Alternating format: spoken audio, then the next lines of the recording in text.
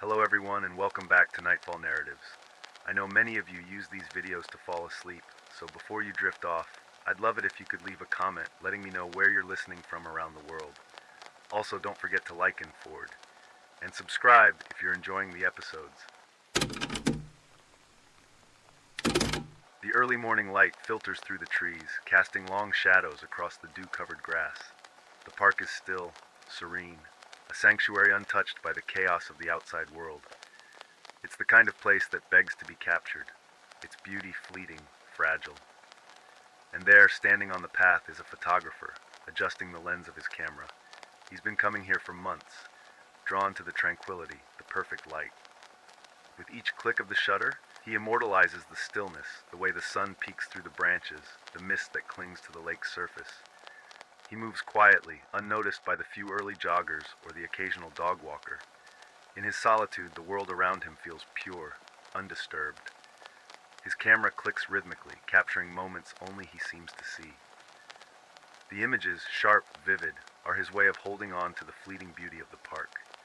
It's his routine, his sanctuary, and it never fails to inspire. But today, something feels off.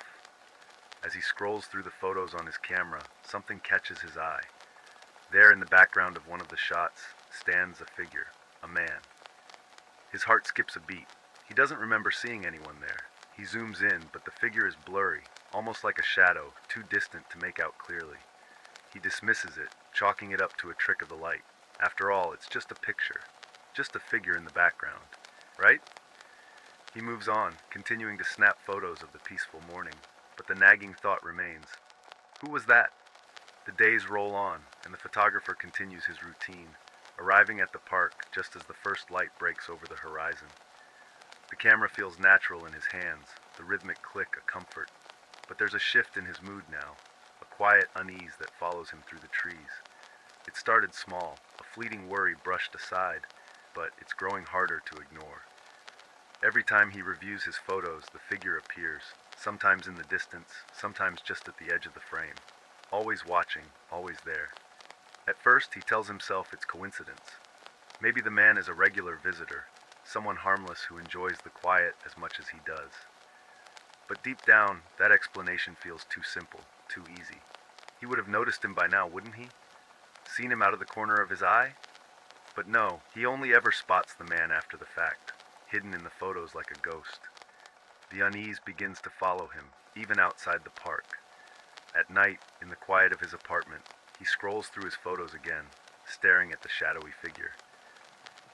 He tries to zoom in, sharpen the details, but the man remains elusive, a smudge on the edge of reality. The thought of him begins to creep into the photographer's mind, lingering in moments of silence, an itch he can't quite scratch. His trips to the park become less peaceful. Where once there was serenity, now there's tension. He finds himself glancing over his shoulder, pausing before each shot to scan the area. But no matter how hard he looks, the man is never there when the shutter clicks. Only later, when the images are developed, does he appear again. Dark, distant, watching. The photographer's curiosity is slowly turning into something else, something darker, closer to fear. The park no longer feels like a refuge. It feels like a trap, and the photographer wonders if the man knows something he doesn't. The photographer's nights grow restless, haunted by the lingering presence of the man in his photos. He can't shake the feeling that something is terribly wrong, that the figure is more than just a passing stranger. The same questions echo in his mind. Why can't I see him in person? Why only in the photos? His curiosity festers into obsession, and he begins to investigate. He starts at the local library, combing through old newspapers and archives. The park, it turns out, has a history, one that most people don't talk about. The deeper he digs, the more he uncovers a troubling pattern. Over the past few decades, people have gone missing near the park. The disappearances are scattered across time, easy to dismiss individually, but when placed together, they form a disturbing timeline. Each person vanished without a trace, and all were last seen near the park's boundaries.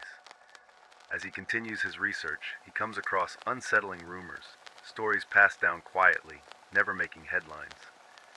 There are whispers of a strange figure seen in the park just before each disappearance, a man standing at a distance, always just out of reach. The descriptions match the shadowy figure in his photos too well to ignore. Could this man be connected to the missing people?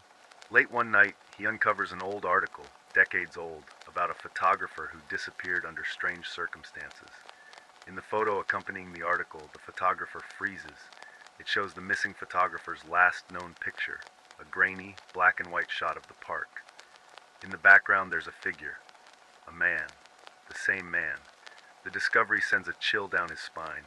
He knows now that this isn't just a coincidence. There's something sinister at play. And the man in the photos is more than just a figure. He's a part of the park, tied to its darkness, its secrets. The photographer can feel it, a pull, drawing him deeper into the mystery, into the danger. And as much as he wants to walk away, he can't. Not now. He has to know who this man is, and more importantly, why he keeps appearing. The photographer stumbles back to his apartment, his heart still pounding from the encounter. His hands tremble as he pulls the memory card from his camera and loads the images onto his computer. The screen flickers to life, and there they are, dozens of shots, each one more unsettling than the last. The figure is clearer now, closer, more real. In some frames, the man's face almost seems visible, though distorted, like looking at something through a fogged lens. But it's his eyes that freeze the photographer's blood. They're hollow, empty, like deep voids that pull at him. As he flips through the photos, the patterns in the images begin to emerge, subtle, creeping. In each frame, the landscape around the man changes ever so slightly. Trees bend at unnatural angles, shadows stretch and twist in impossible ways, and the ground beneath the man seems to warp, as if reality itself is bending to his presence. The park, once so familiar, now looks like something out of a nightmare, like the man is slowly consuming it with his mere existence. And then he notices something else. In the background of the earlier shots, beyond the man, there are faint figures. At first, they're hard to see, mere shapes blending into the landscape.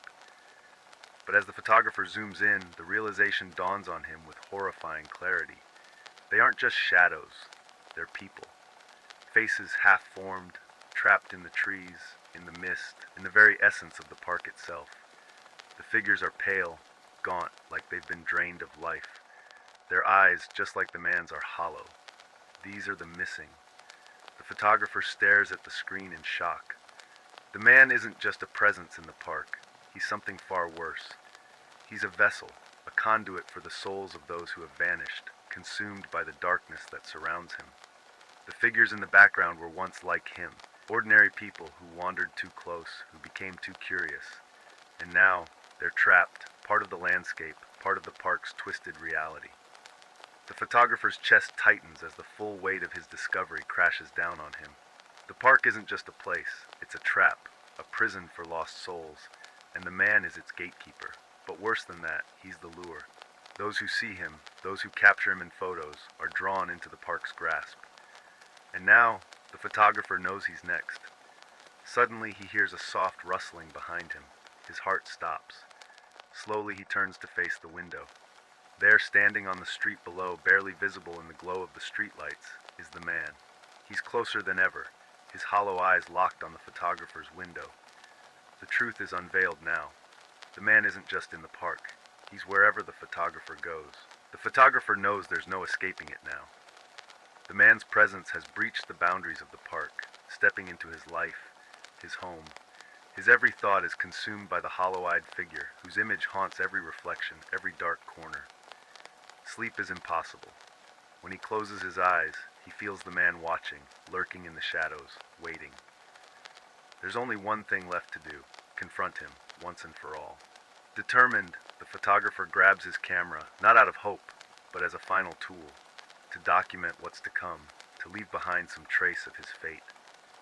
Armed with only his lens, he returns to the park. The night air is cold, unnaturally still, and the familiar paths that once brought him peace now feel like corridors leading into darkness. His footsteps echo, swallowed by the silence, and the trees seem to close in like a living cage. He ventures deeper than he ever has before, past the serene spots he used to photograph, into a part of the park where the trees grow thick and gnarled. The air is heavier here, oppressive, as if the park itself is watching, waiting for the inevitable. His breath quickens, but he presses on until he reaches the heart of the woods. place untouched by light, where the shadows seem to breathe. And there he is. The man stands at the center of the clearing, as if he's been waiting all along. His hollow eyes gleam in the darkness, and for the first time, the photographer can see him clearly, too clearly. His face is gaunt, his skin almost translucent, as though he's more ghost than man. The air around him ripples, distorting reality itself. The photographer raises his camera, hands shaking, knowing that this might be the last photo he ever takes. The flash cuts through the dark, illuminating the man for a brief moment. But the figure doesn't vanish this time. Instead, he steps forward, his movement slow, deliberate, the weight of something ancient and malevolent behind it. "You've seen too much," the man's voice whispers, though his lips never move. It's a voice that seems to come from everywhere and nowhere, echoing inside the photographer's head. "You were never meant to find me." The ground beneath the photographer's feet begins to tremble, as if the very earth is rejecting him, trying to swallow him whole. The man draws closer, and the photographer can feel the pull, like the souls he saw in the photos, trapped in the landscape, lost to the park's dark secret. He's being drawn into it, pulled into the same fate. Desperate, he snaps another photo. The flash momentarily blinds him, and in that brief second of light, the man seems to flicker, his form unstable, like he's part of the shadows themselves. But it's too late. The photographer feels a cold grip on his chest, not physical, but something deeper, something that gnaws at his very soul. The man's hollow eyes bore into him, and the photographer feels himself slipping into darkness, into nothing. The trees sway, their branches reaching down like fingers. The photographer drops his camera, the last photo taken, a blurry, distorted image of the man standing over him, his face a mask of emptiness. The camera hits the ground with a dull thud, the flash flickering one final time. The park falls silent. The photographer is gone. Days later, visitors to the park comment on how peaceful it seems, how the light filters through the trees just right. But sometimes, in the photos they take, something strange appears. At the edge of the frame, barely noticeable, a shadow, a figure distant, watching, just out of reach. The park remains as it always was, quiet, serene, a haven for those seeking peace amidst the trees and winding paths. For most, it's a place of comfort, where the worries of life fade into the stillness of nature. But something has changed, something subtle, almost imperceptible to those who aren't looking for it. In the spaces between the trees, in the soft rustle of leaves, there's a presence now, an unsettling echo of those who have vanished. No one speaks of the photographer anymore. His apartment sits untouched, his camera gathering dust on the desk, the last photo he took still undeveloped. Neighbors barely remember him, as if his existence has been quietly erased, absorbed into the park's dark history like so many others before him. The missing are just stories now, whispers of people who went for a walk and never came back, fading into urban legend. Yet, some can't shake the feeling that something is wrong. Visitors to the park occasionally mention seeing things, fleeting shapes at the edge of their vision, a strange, chilling sensation of being watched. A few even find figures in their photographs, blurred shadows that don't quite belong. They dismiss it, of course. It's just a trick of the light, they say, a quirk of the camera. But the more they look, the more the figure seems to linger, just beyond reach, always watching. And for those who stay long enough, who visit the park too often, the feeling grows stronger. The air gets heavier, the shadows darker. Some say they've seen him, a man standing just off the path, silent, his eyes hollow and distant. No one approaches him, no one dares, but deep down they know. The park has claimed another, and the cycle continues. The man in the photos is never truly gone. He's waiting for the next curious soul to wander too close, to capture more than just the beauty of the trees, and to disappear into the shadows, just like the photographer before them. The night fell over the forest like a heavy blanket, muffling the sounds of life that once thrived among the trees. The soft crackling of the campfire was the only noise breaking the absolute silence, its flames casting dancing shadows on the treetops. He was alone in the heart of an untouched place, where the trees were ancient witnesses to forgotten secrets. The air was cold but pleasant, carrying with it the fresh scent of damp earth and decaying leaves. There was something almost sacred about that isolation, a peace that could only be found far from the chaos of civilization. The man sitting by the fire felt in harmony with his surroundings, as if he were finally where he was meant to be, far from everything and everyone, just him and nature. The forest was a labyrinth of shadows and faint lights where imagination could run wild. He had chosen this place for that very reason, to escape, to find himself, to feel what it was like to be truly alone. The sense of freedom was intoxicating. It was just him there, with the world around him, the world that seemed to bend in silent reverence to his presence. But there was something more in that solitude, something that whispered from the depths of the silence, something he couldn't identify. Sometimes his eyes caught subtle movements between the trees, shadows that seemed to move on their own. But whenever he looked directly, there was nothing there, only the sway of leaves in the gentle breeze. The cold began to intensify, and he moved closer to the fire, pulling his jacket tighter for warmth. It was getting late, and the stars began to twinkle in the sky, small jewels shining against the dark mantle of the night. He closed his eyes for a moment, listening to the steady rhythm of his heartbeat, feeling the solid earth beneath him. He was exactly where he wanted to be. But when he opened his eyes again, the sense of comfort had dissipated, replaced by a growing unease. Something had changed. The fire still burned, but the darkness around him seemed denser, more oppressive, as if the forest were closing in on him, watching him. In that instant, he realized that the solitude he had sought had a different face. It wasn't just an absence of people, but the presence of something much deeper, something that inhabited the shadows and the silence, something that had been there long before him, and perhaps wasn't willing to share that space. The night wore on, and the forest's cold seemed to seep into his bones, making the air around him almost tangible. The fire no longer offered the same comfort, its flames struggling against the encroaching darkness. He felt restless, a sensation he couldn't shake, as if something was out of place, as if the very air was charged with an invisible tension. While trying to convince himself it was just the effect of solitude, a soft sound captured his attention, a whisper, almost indistinct, as if the wind was trying to tell him a secret. He stood up, looking around, but there was no one, only the towering trees and the endless darkness. The sound could have been just the wind, but there was something about it that made him hesitate. It was a human sound, a distant murmur, like muffled voices conversing deep within the forest. He decided he needed to stretch his legs, perhaps to shake off the strange feeling enveloping him. Grabbing his flashlight, he walked around the campsite, his steps sinking into the soft earth covered with dry leaves. Every crunch underfoot seemed to echo louder than usual, as if he were stepping on something more than just twigs. Then he noticed a shadow moving at the edge of his vision. He swung the flashlight around quickly, but there was nothing, just trees and the surrounding darkness. His heart raced, but he forced himself to laugh, attributing it to his imagination. However, the laugh felt fragile, as if even he didn't believe his own attempt at comfort.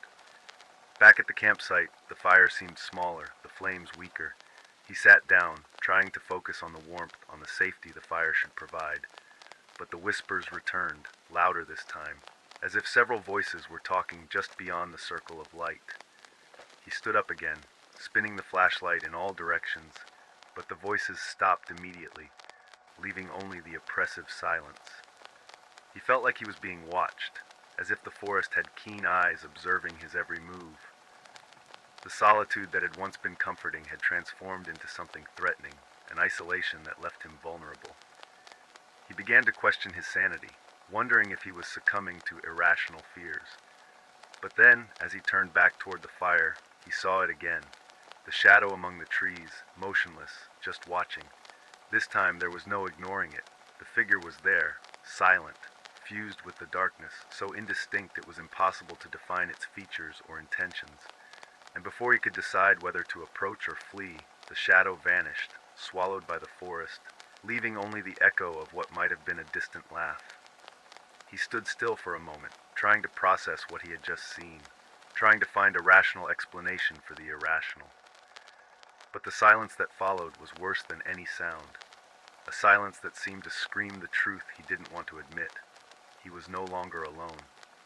and whatever accompanied him in the shadows was not human. The night had deepened into an impenetrable shroud, wrapping the forest in a silence that seemed alive, pulsating. The trees, which had once offered a sense of security and shelter, now resembled dark towers, guardians of ancient and dangerous secrets. The fire was dying, its flames weak and struggling to stay lit, as if they too felt the weight of the invisible presence hanging in the air. He sat near the fire, trying to ignore the growing feeling that something was about to happen. The wind, which had once whispered through the leaves, now seemed laden with whispers of unnatural origin. He could no longer distinguish whether it was the wind or human voices, but something inside him knew he shouldn't listen too closely. Perhaps they were the whispers of beings that didn't belong to this world, or maybe of people who, like him, had ventured into the forest and never returned. As he stared intently at the flames, he heard a sharp, distinct crack from somewhere nearby. His heart skipped a beat. It was the sound of a branch breaking, not by the force of nature, but by something walking, something with weight, something with purpose. He stood up slowly, his eyes scanning the darkness beyond the weak circle of light. Nothing moved, but he knew he was being watched. He felt the weight of those invisible eyes fixed on him, analyzing, waiting. More cracks, now coming from different directions. Something, or someone, was circling the camp. Cautious steps, almost inaudible, but undeniably present. He swung the flashlight, its beam cutting through the darkness like a blade, but all it revealed were tree trunks and deep shadows. The feeling of being surrounded intensified, an invisible pressure tightening his chest, making it hard to breathe. He decided to feed the fire, hoping the higher flames might drive away whatever was out there. But as he bent to gather more wood, he heard a laugh. Faint, distant, but filled with an indescribable malice. It wasn't a human laugh, but something distorted, like the echo of a terrible memory. He straightened up quickly, body tense, all his senses on high alert. The flashlight trembled in his hand, but he forced himself to keep the light steady. The footsteps grew louder, now clearly coming from all sides. Surrounded. He knew there was no denying it anymore. What had once been just a nagging feeling had transformed into a terrifying certainty. He was being hunted. The whispers mingled with the laughter, creating an insane cacophony that seemed to come from everywhere and nowhere. The campfire went out suddenly, as if an invisible hand had snuffed out the flames. He was left in complete darkness, with only the weak light of the flashlight illuminating the bare minimum, revealing trees that now seemed closer, more suffocating. The air was thick, almost impossible to breathe, as if the very night were alive and trying to swallow him. Then he saw them. Figures emerging from the darkness, their bodies indistinct but their presence undeniable.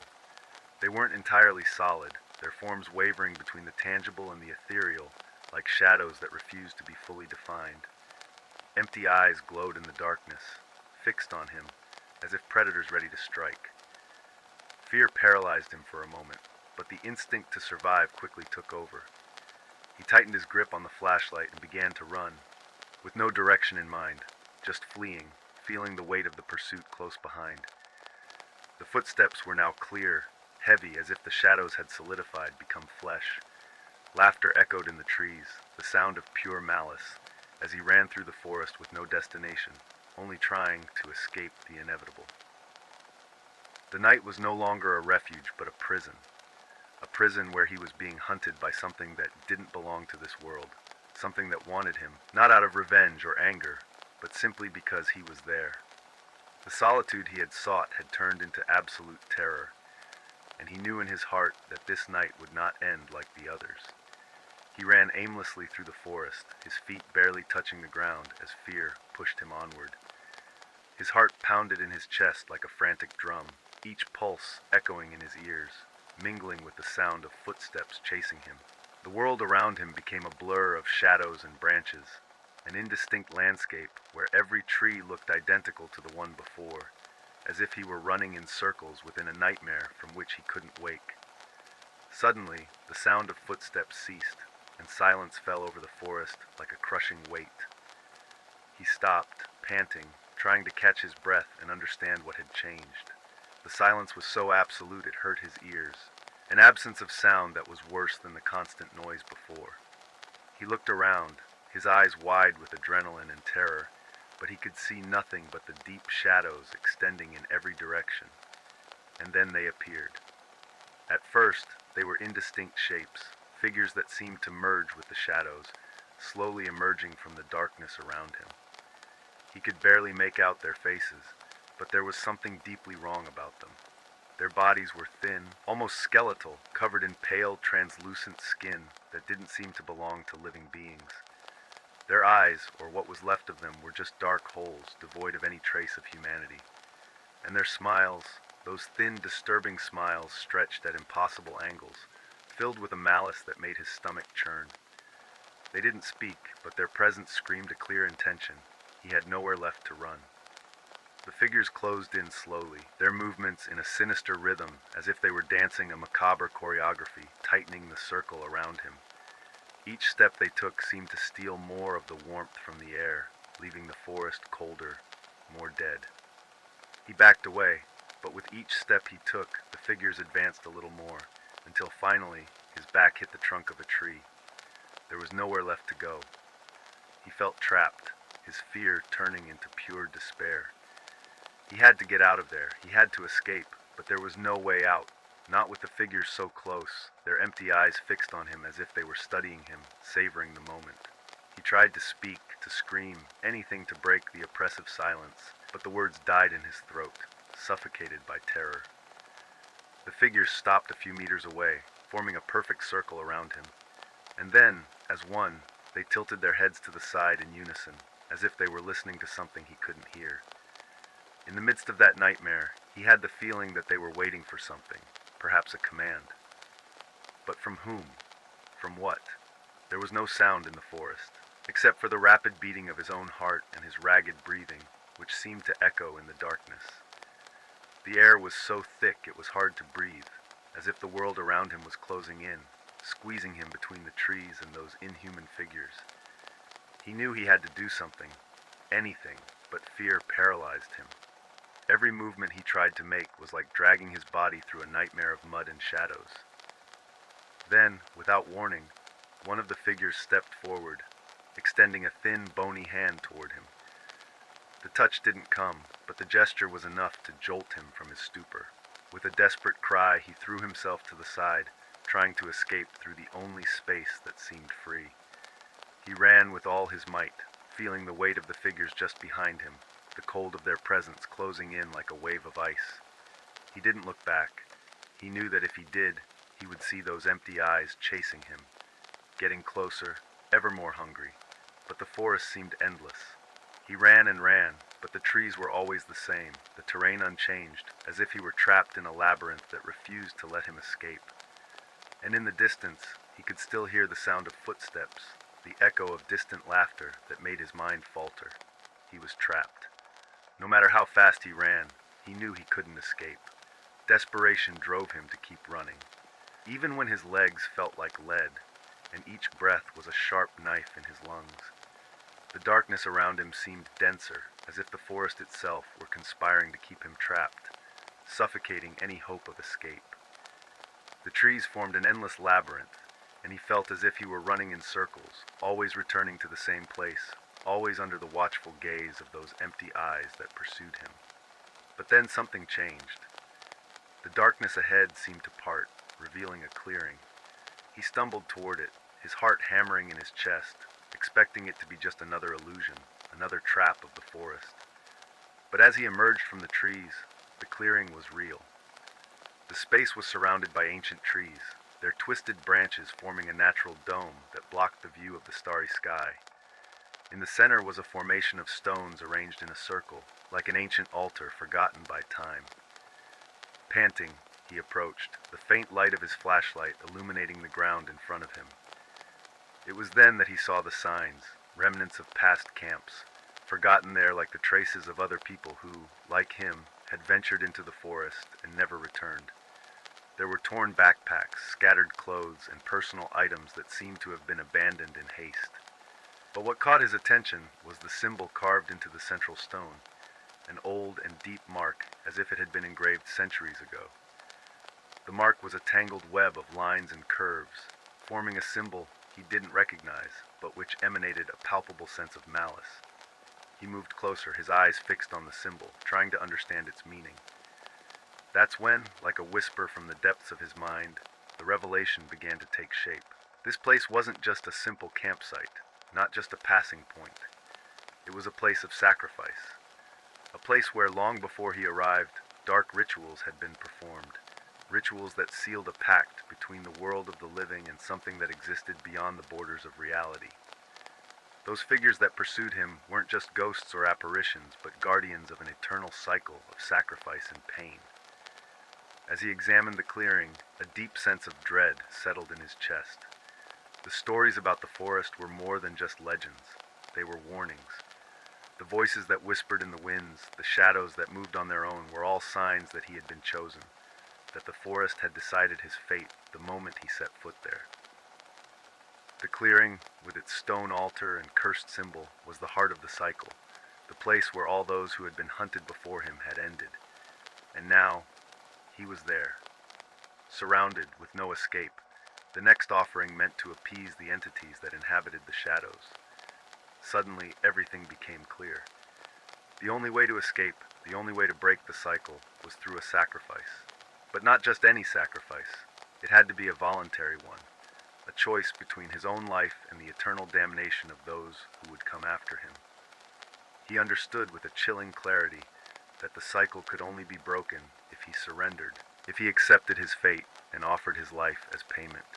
But even as this revelation unfolded in his mind, the presence of the figures around him intensified.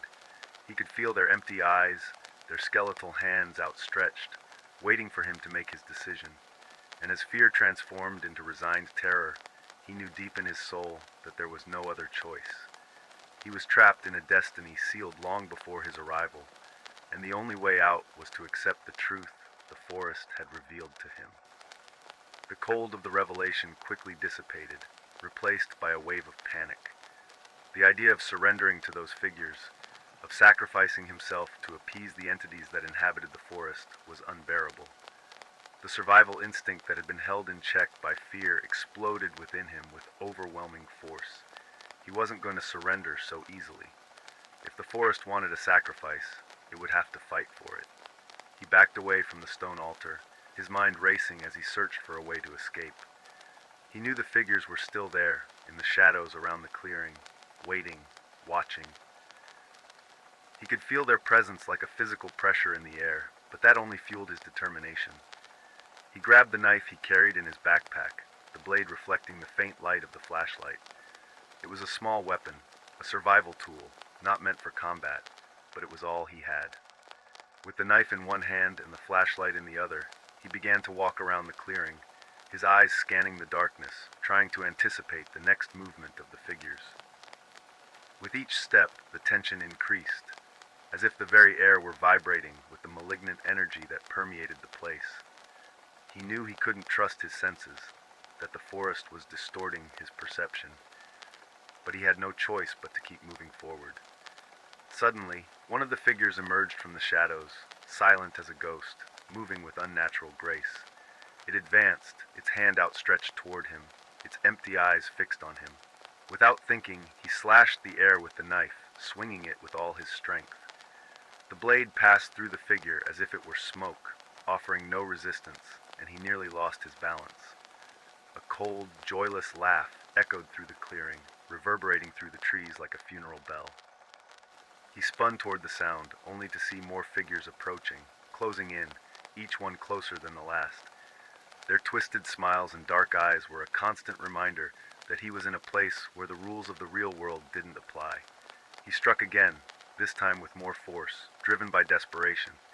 The knife cut through another figure, and once again it dissolved into the air, only to reappear a few steps away, untouched. With each strike, the truth became clearer. He couldn't harm them, couldn't drive them away with physical force. These weren't bodies that could be hurt.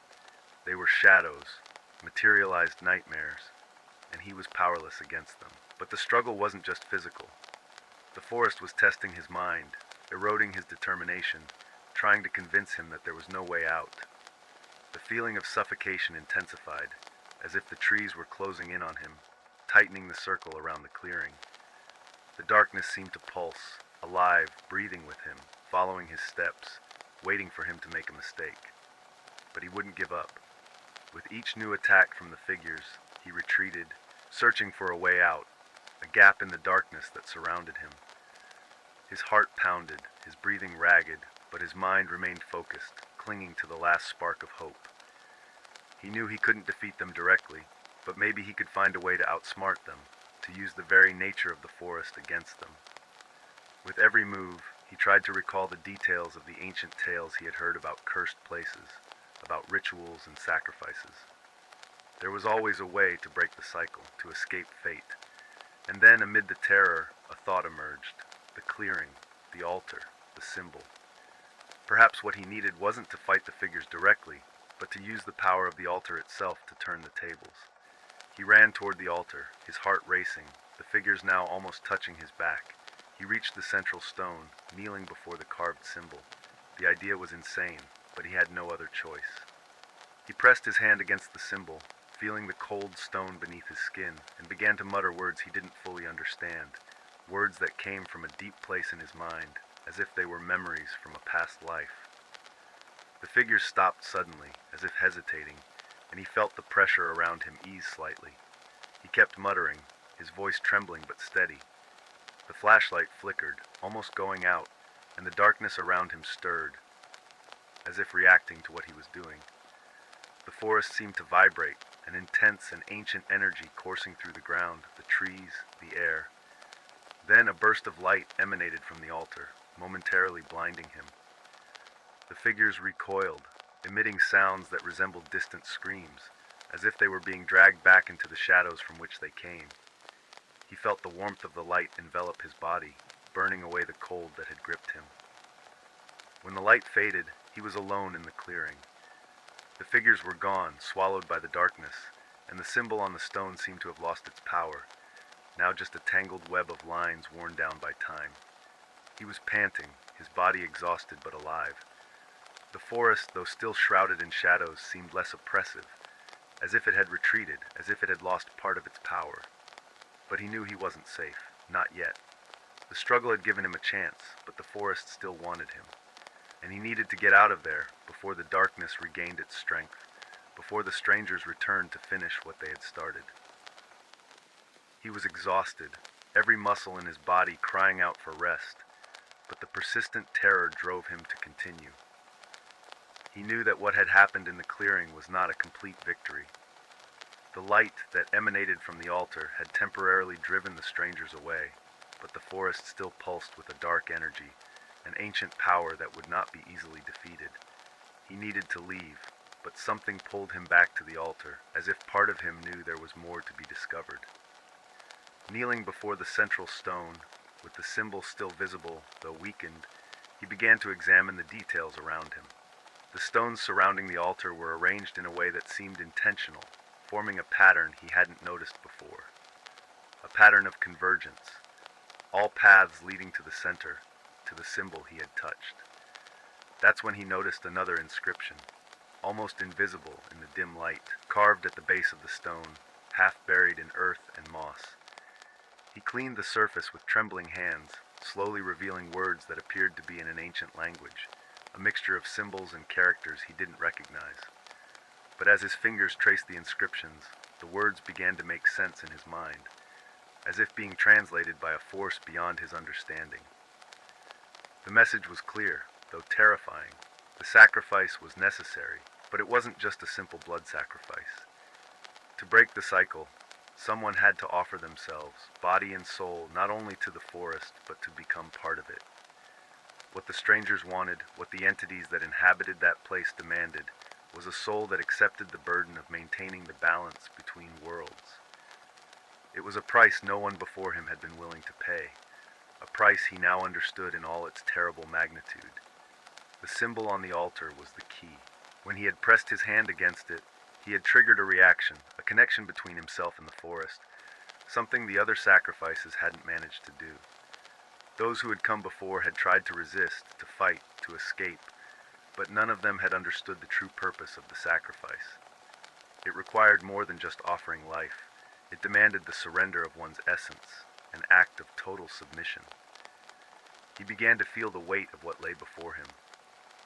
To save himself, to break the cycle, and prevent others from falling into the same trap, he would have to surrender completely. Fear gripped him, but there was also a strange calm, an acceptance that began to grow within him. He knew there was no real escape. Even if he managed to flee, the forest would find him, and the strangers would hunt him down to the ends of the earth. By accepting the sacrifice, he wouldn't just free his own soul, but also the souls of those who had been captured before him. The clearing, with its ancient altar, was a point of convergence, a passage between worlds. Those who sacrificed themselves here didn't just die. They became part of the forest itself, integrated into the darkness, part of the delicate balance between the world of the living and the dead. He stood, feeling the weight of the decision he was about to make. The clearing around him seemed more alive than before, as if the trees and the earth were waiting, watching. The strangers did not appear again, but he knew they were there, lurking, waiting for him to accept his fate. With the knife still in hand, he approached the altar, the ancient words echoing in his mind. He knew what needed to be done, and although the terror of surrendering to the forest was immense, there was also a strange peace in knowing that his sacrifice could finally put an end to the cycle of horror. He raised the knife, the blade gleaming faintly in the lantern's light, and took a deep breath. It would not be an easy end, but it would be a necessary one. And with the final acceptance of his fate, he understood that the true sacrifice was not just of his life, but of his soul, a price he was willing to pay to break the curse that had trapped so many others. With a firm motion, he cut the palm of his hand and pressed the warm blood against the symbol on the altar, feeling an intense, ancient energy envelop his body. The pain was immediate, but there was also a strange relief, as if the forest were finally accepting his offering. And as the darkness around him closed in, as his consciousness was pulled toward something beyond this world, he knew he had done what needed to be done. The cycle was broken. The forest now had its sacrifice, and he finally found peace in total surrender, as the night enveloped everything in its eternal shroud. The darkness closed in around him like a cold, implacable embrace. The sacrifice was complete. He felt the energy flowing from his cut hand into the symbol on the altar, as if the forest itself were drinking from his life, absorbing his essence. The pain was intense, but there was a strange peace in acceptance, as if he had finally found his place in the vast tapestry of horrors that permeated that place. But then something unexpected happened. Instead of being consumed by the darkness, he felt a wave of heat sweep through his body, radiating from the altar to every part of his soul. The symbol beneath his hand began to glow, emitting a soft light that contrasted with the blackness around him. He felt the earth tremble slightly beneath his feet, as if the forest was responding to his offering, but not in the way he had expected. Rather than being swallowed by the darkness, he was enveloped by light. It was as if the forest were accepting his sacrifice, but also offering something in return, a kind of redemption, or perhaps a final test. The light intensified, expanding beyond the clearing, illuminating the trees around him, bathing everything in a pale, ethereal glow. The figures that had surrounded him, the strangers who had relentlessly pursued him, began to retreat, their spectral bodies fading into the light. They didn't scream, didn't fight, they simply disappeared, like shadows dissipated by the dawn. With the departure of the figures, the forest seemed to breathe again, as if an ancient weight had been lifted, a curse finally broken. He collapsed to his knees, the knife slipping from his hand and falling onto the moss-covered ground. He felt light, almost as if he were floating, the pain replaced by a profound sense of relief. But along with the relief came uncertainty. What would happen next? Was the forest freeing him, or was this just the prelude to something even worse? The light around him began to fade, returning to the familiar darkness of the night.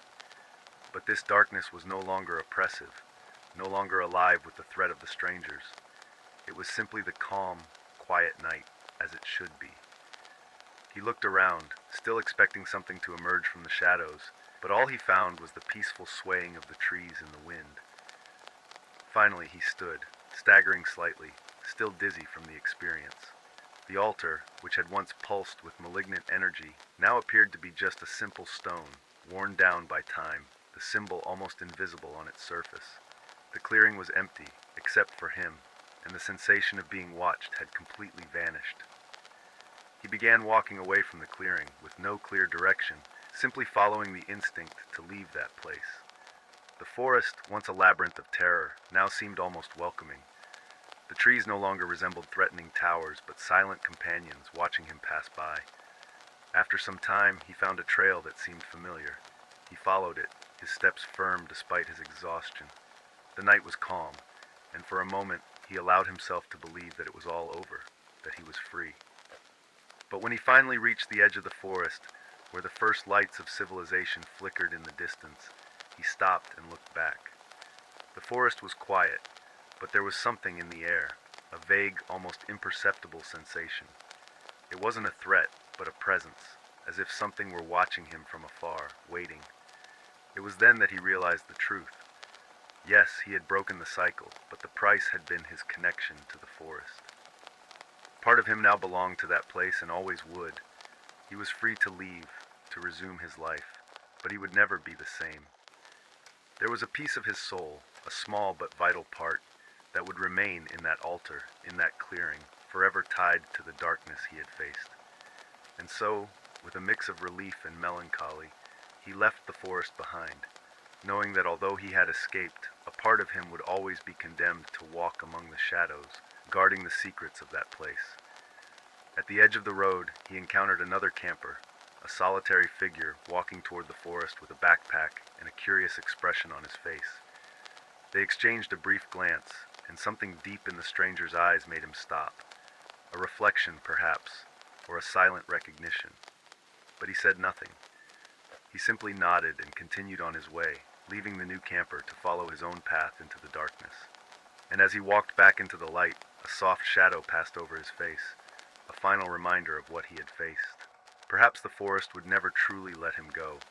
Perhaps he was doomed to carry a piece of it with him wherever he went. But at least for now, he was free. Or so he hoped.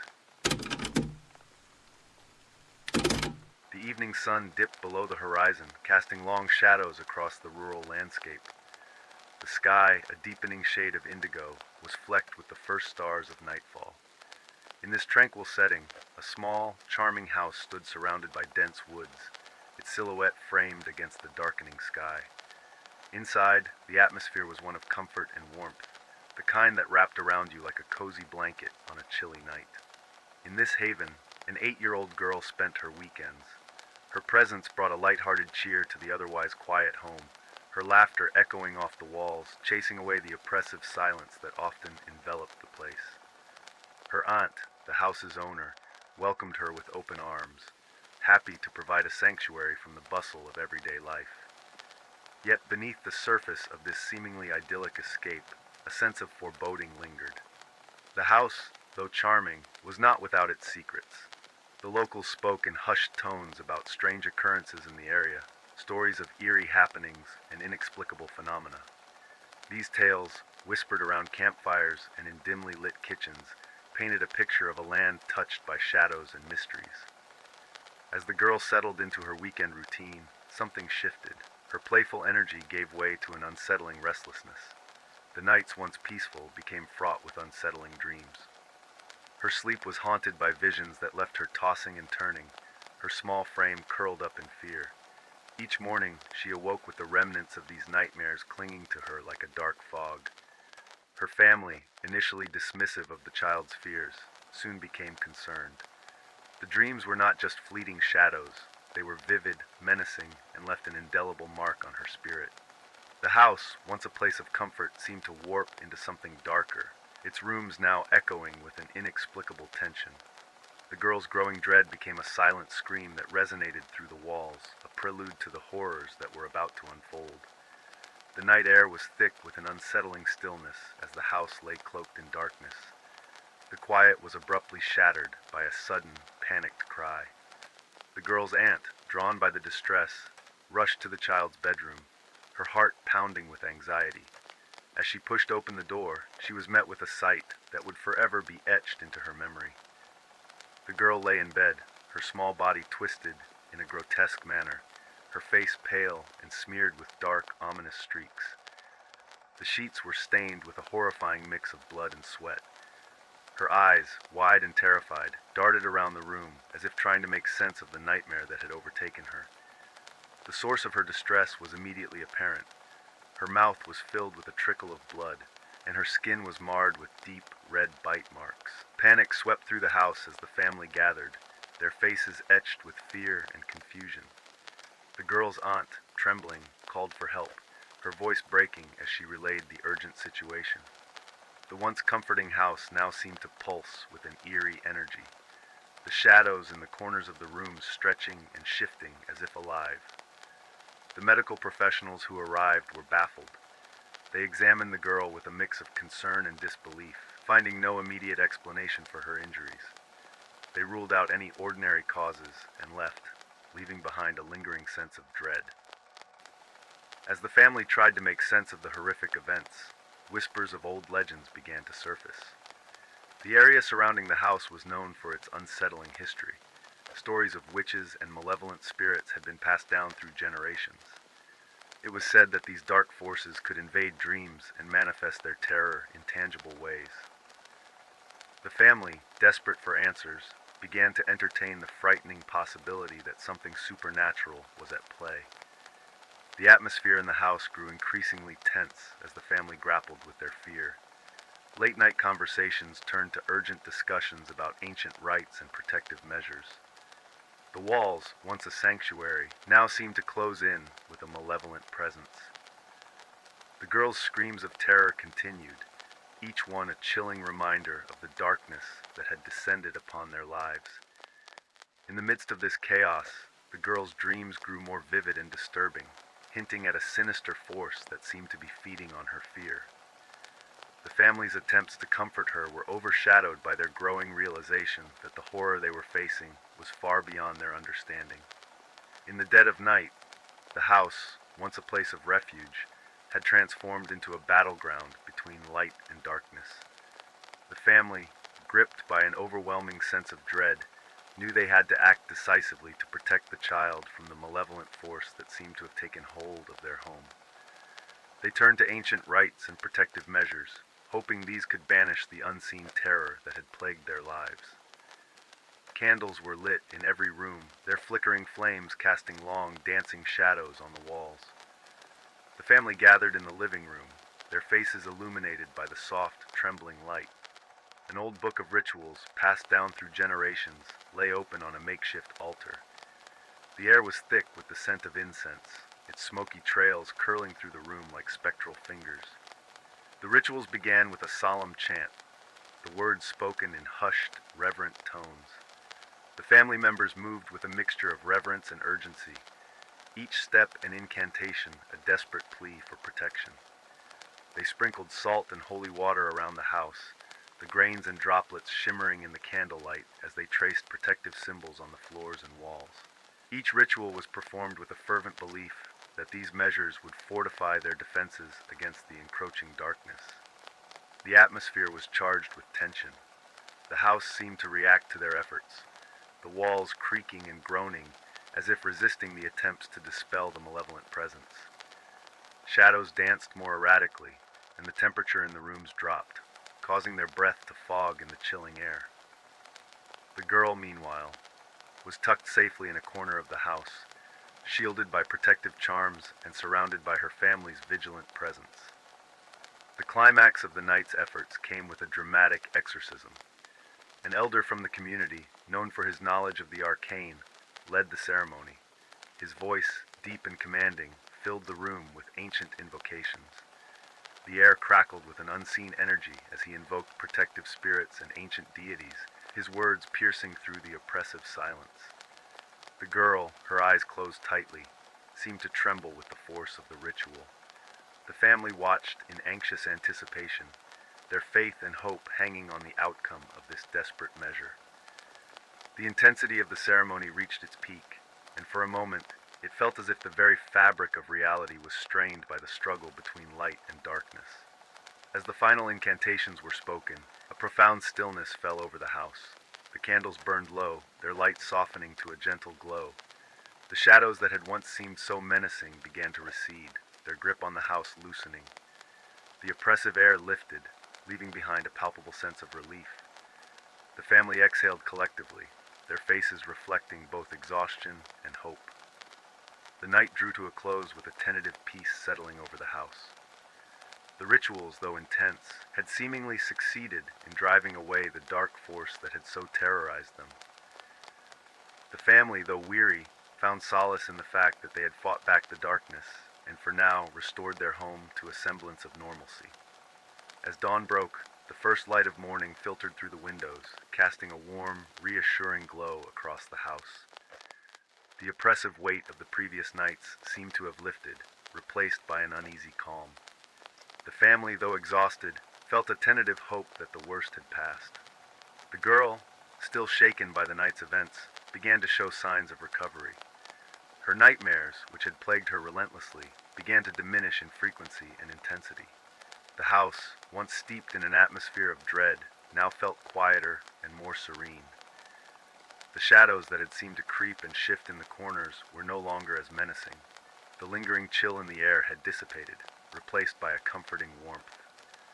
The family, while relieved, remained vigilant. They conducted a thorough cleansing of the house, removing the remnants of the rituals and ensuring that every corner was cleansed of any residual darkness.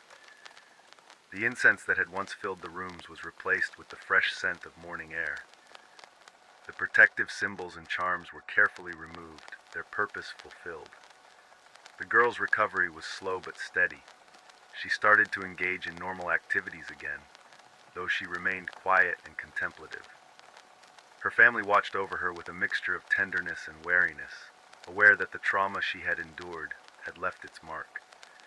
They reassured her with gentle words and comforting routines, hoping to help her regain her sense of security. The house itself seemed to breathe a sigh of relief. The once restless and unsettling atmosphere now felt lighter, as if the oppressive presence had been truly banished. The family took solace in the normalcy that began to return to their lives, though they were keenly aware of the fragile nature of their peace. The chilling memories of the haunting lingered in their minds, a constant reminder of the darkness that had once infiltrated their sanctuary. As the days turned into weeks, the girl's premonitory dreams and heightened sensitivity to the supernatural began to surface. She started to experience vivid visions and unsettling sensations, a reminder of the otherworldly forces she had encountered. The family, while relieved that the immediate danger had passed, now faced the challenge of navigating this new reality. The house, though calm, would forever hold the echoes of the terror that had once swept through its rooms. The family had survived the ordeal and restored their home to a place of refuge, but the lingering impact of their harrowing experience remained. They had confronted the darkness and emerged on the other side, forever changed by the encounter with the supernatural. In the weeks that followed, the house settled into a fragile peace. The girl's recovery was ongoing, marked by a cautious optimism. The family found a new rhythm in their lives, balancing their relief with a growing awareness of the changes in the child. Though the immediate terror had receded, a new, subtle presence lingered. The girl's experiences with premonitory dreams and heightened sensitivity to the supernatural became more pronounced. She began to speak of vivid, prophetic visions, her dreams now filled with cryptic messages and warnings. These revelations, though unsettling, offered glimpses into a world beyond their understanding. The family, once skeptical, had come to accept these gifts as part of the girl's new reality. Her newfound abilities brought both wonder and anxiety. While the girl's visions provided valuable insights, they also introduced a new set of challenges. The family had to learn to navigate the complexities of her perceptions, balancing their protective instincts with the need to support her unique gifts. The house, once a battleground, now became a place of cautious exploration as they tried to make sense of the supernatural realm that had revealed itself to them. The girl's presence, once a source of fear, had become a beacon of both hope and mystery. Her dreams, though often troubling, also held the promise of understanding and insight. The family, while forever marked by their ordeal, began to embrace this new chapter with a mix of trepidation and wonder. The house, now bathed in the soft light of daily life, stood as a testament to their resilience. It was a place where the shadows of the past had given way to a new awareness. The haunting had left an indelible mark on their lives, transforming the girl into a bridge between the known and the unknown. In the end, the experience had imparted a profound lesson. The boundaries between the natural and the supernatural were far more fluid than they had ever imagined. The girl's gift, born from the darkness, illuminated a path of understanding and connection to a world beyond their grasp. The family, though forever changed, found solace in their ability to confront and adapt to the mysteries that had once threatened to consume them. The house, once a place of fear, now held the promise of discovery and a newfound respect for the unseen forces that shaped their lives. The mansion, with its ancient walls and narrow windows, was shrouded in a deep silence. Inherited from a distant relative, the imposing structure stood isolated, surrounded by trees whose twisted branches seemed to form a natural barrier. The couple, excited about their new life, began to explore the house steeped in history, though there was a slight unease in the air. During one of these explorations, they decided to venture into the attic, a place untouched for decades. The air was heavy, and the space was filled with stacked boxes and furniture covered in dust-laden sheets. In a dark corner, a large object draped with a cloth caught their attention. When they uncovered it, they revealed an old portrait of a young woman with a disturbingly intense gaze, almost lifelike. Her deep blue eyes seemed to follow every movement, creating a sense of both discomfort and fascination. The man, with his black hair, was intrigued, admiring the precision and detail of the painting, feeling drawn to the portrait as if it held some hidden secret. His wife, however, felt a growing unease, as though something was profoundly wrong with the image. Despite her reservations, they decided to hang the portrait in the main room, where the man frequently admired it, while his wife avoided looking directly into the woman's eyes.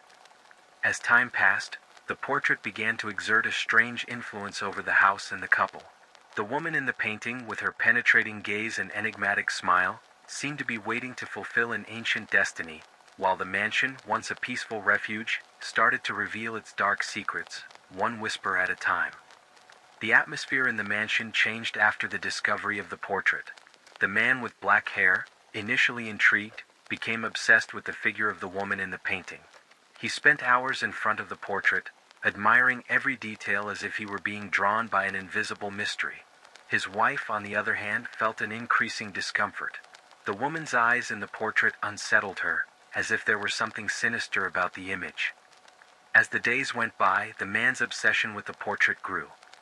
He distanced himself more and more from his wife, spending long periods in the room, speaking softly to the painting. The wife began to have nightmares about the woman in the painting, dreams where the figure came to life and wandered through the house. Objects in the mansion started to move on their own, and the air around the portrait was always colder. The tension in the house was mounting. The husband seemed increasingly distant, almost as if he were under a spell. One night, the wife woke to the sound of footsteps and found her husband in a trance, standing before the portrait, conversing with the figure in the painting. When she called out to him, he looked at her with a strange expression, as if she were a stranger in her own home. The portrait, with its penetrating eyes and enigmatic smile, had become the center of an obsession that threatened to destroy the couple. The woman in the painting seemed to gain more life with each passing day, while the wife felt she was losing the man she loved to a malevolent presence she could not understand but knew was dangerous. The mansion, once a refuge, was transforming into a dark and threatening place, dominated by the mysterious figure in the portrait. Time in the mansion was running out, and the atmosphere had become a battleground between the wife and the entity in Isabel's portrait. Determined to save her husband, who was increasingly submerged in Isabel's malignant influence, the wife discovered through a diary that Isabel had cast a curse before her death, trapping her spirit in the portrait and condemning those who gazed upon it. Desperate, the wife found an ancient ritual to attempt to free her husband. On the decisive night, she performed the ritual, surrounding the portrait with candles and herbs, and reciting the incantation. Isabel's portrait seemed to come to life, and the mansion shook under the oppressive energy, but the wife persisted until a supernatural scream from Isabel filled the room, and the malignant energy retreated. The husband, freed from the spell, was confused but alive. Although the ritual worked temporarily, the wife knew that Isabel's threat still existed. Determined to leave the mansion and the portrait behind, she felt that Isabel's curse could still follow them. As they left the mansion, the wife took one last look at the portrait, feeling Isabel's silent fury, as if the entity were waiting for its next chance for revenge. The transformation of the black-haired man was evident. He who had once been full of life, now seemed like a shadow of himself, consumed by an obsession with the portrait of a woman. He spent hours in front of the painting, murmuring words as if the woman were real, and increasingly isolated himself in the room where the portrait was hung. The wife, desperate, watched as her husband drifted further from reality, fixated on the disturbing image. The mansion began to change in alarming ways. Objects moved, whispers echoed through the halls, and the presence in the portrait became almost tangible. Fearing for her husband's sanity, the wife investigated the history of the portrait and discovered that the woman in the painting was a distant relative who had died in a violent and mysterious manner. The painting was cursed, trapping the troubled soul of the woman, who now drained the energy and sanity of the black-haired man. When the wife tried to confront her husband with these findings, he reacted with anger, denying everything and insisting that the woman in the portrait was real and needed him. The supernatural phenomena in the house intensified, and the wife, desperate, knew she needed to act quickly to save her husband, but feared he might already be lost forever, trapped under the malignant influence of the portrait. Tension in the mansion reached its peak, with the husband temporarily free from the portrait's influence, but the wife knew they needed to act quickly to escape Isabel's power. Desperate, she decided to destroy the portrait, fearing that the curse might intensify. Armed with a knife, she confronted the painting but was repelled by an invisible force. Shadows in the room began to move, and Isabel seemed to come to life, laughing maliciously as the wife struggled against the entity. Determined, the wife turned to a ritual she had found in the attic. She recited an incantation in hopes of containing Isabel. The shadows hesitated, but the struggle grew fiercer. With one final effort, the wife threw herbs over the portrait, completing the incantation. The portrait trembled, Isabel's image distorted, and the painting split in half, shattering into pieces. Although the malignant energy dissipated, the wife felt that Isabel's spirit was still present. Exhausted, she left the room, knowing that while the portrait was destroyed, Isabel's story was not over, and the mansion would no longer be her home. The destruction of the portrait brought only temporary relief, as the wife knew that Isabel was still present in the mansion. Although the husband was slowly recovering, he remained haunted by what he had experienced. The wife, ever vigilant, began to sense Isabel's presence more intensely, realizing that Isabel had not departed and continued to seek communication. One night, the wife felt a presence beside her and was drawn to the room where the portrait had once been. There, she heard whispers and realized that Isabel was seeking redemption, not revenge.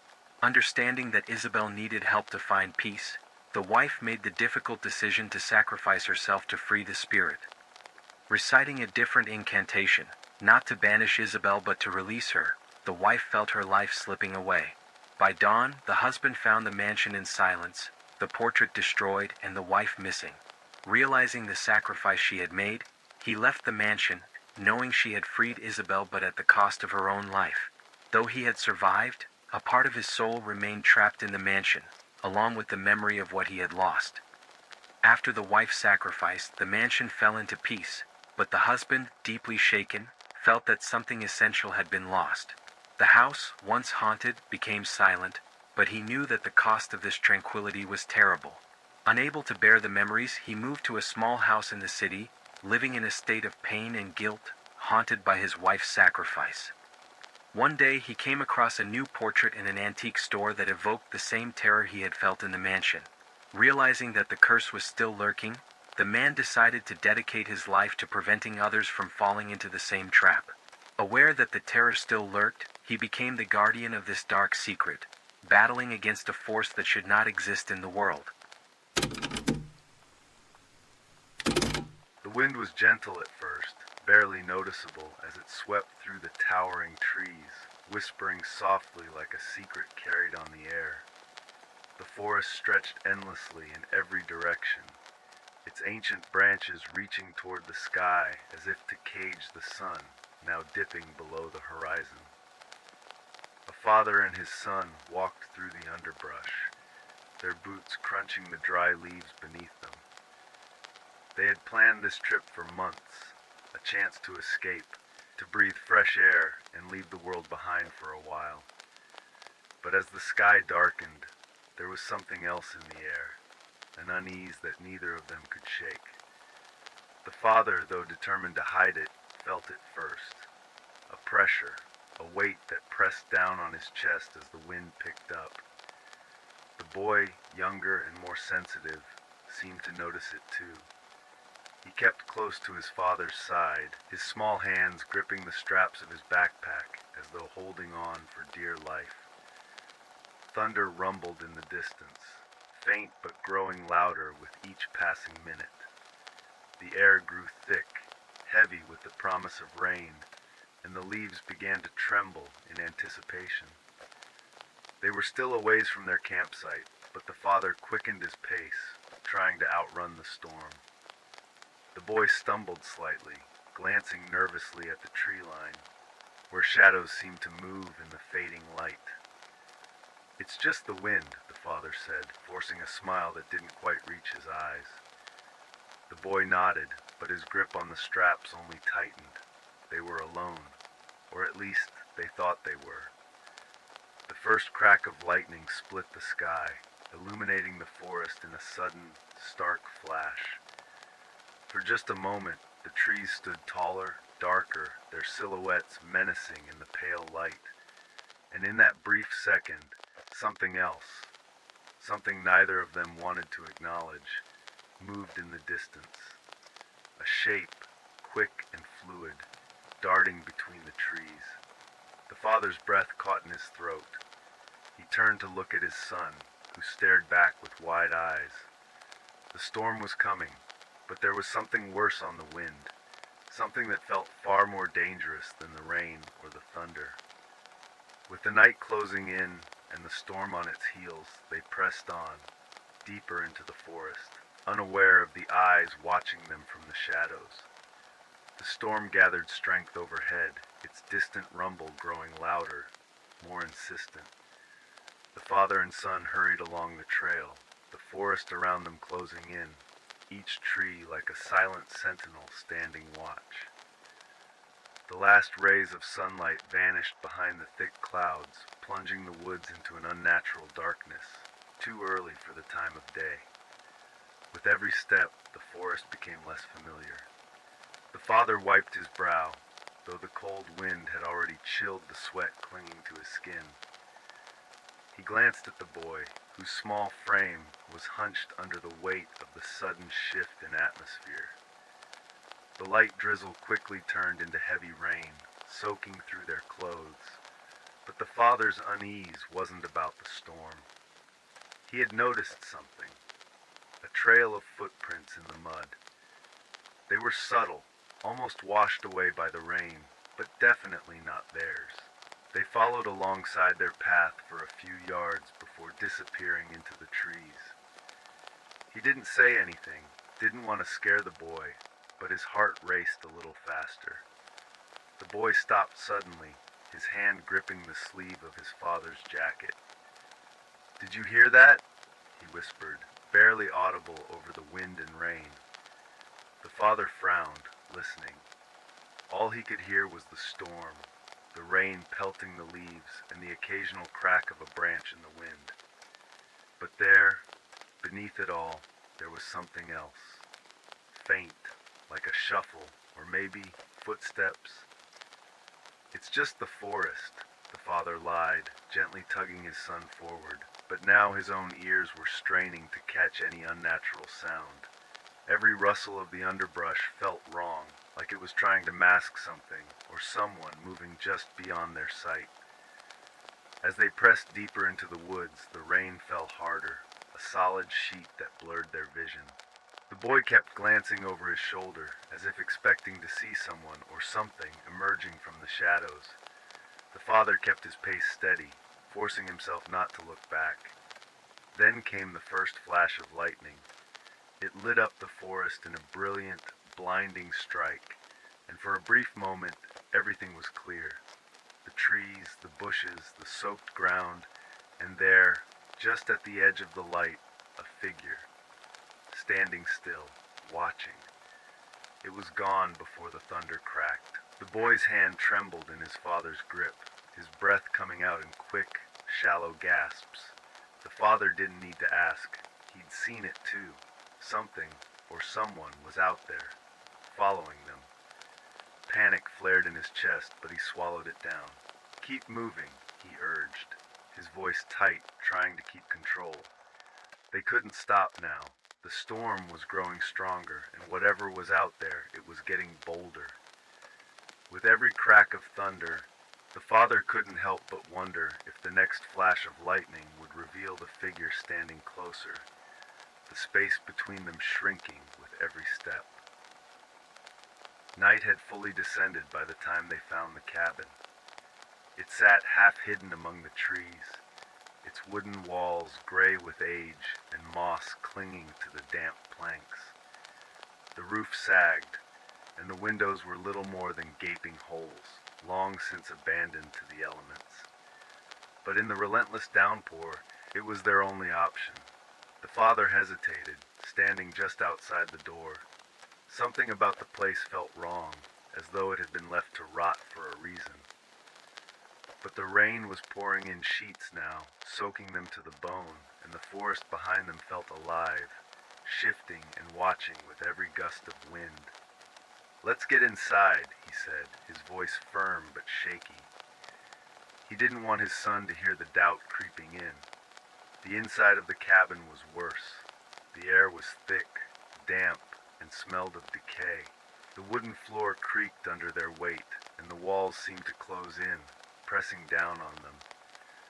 The boy stayed close, his eyes wide, darting to every dark corner as though something might leap out at them from the shadows. "It's just for tonight," the father reassured him, though the words sounded hollow even to him. The storm raged outside, but inside the silence was oppressive, heavy with an unsettling presence that neither of them could name. The boy sat near the back of the room, huddled in his jacket, when he heard it, a whisper. Soft at first, barely a breath, but unmistakable. It called his name, faint and distant, as though carried on a breeze that didn't exist. He froze, his eyes wide as he scanned the room. "Did you hear that?" he asked, his voice a thin thread of sound. The father turned sharply, his face pale, but he shook his head. "It's just the wind," he said again, though this time even he didn't believe it. The walls seemed to hum, vibrating slightly as if something was pressing against them from the outside, or from the inside.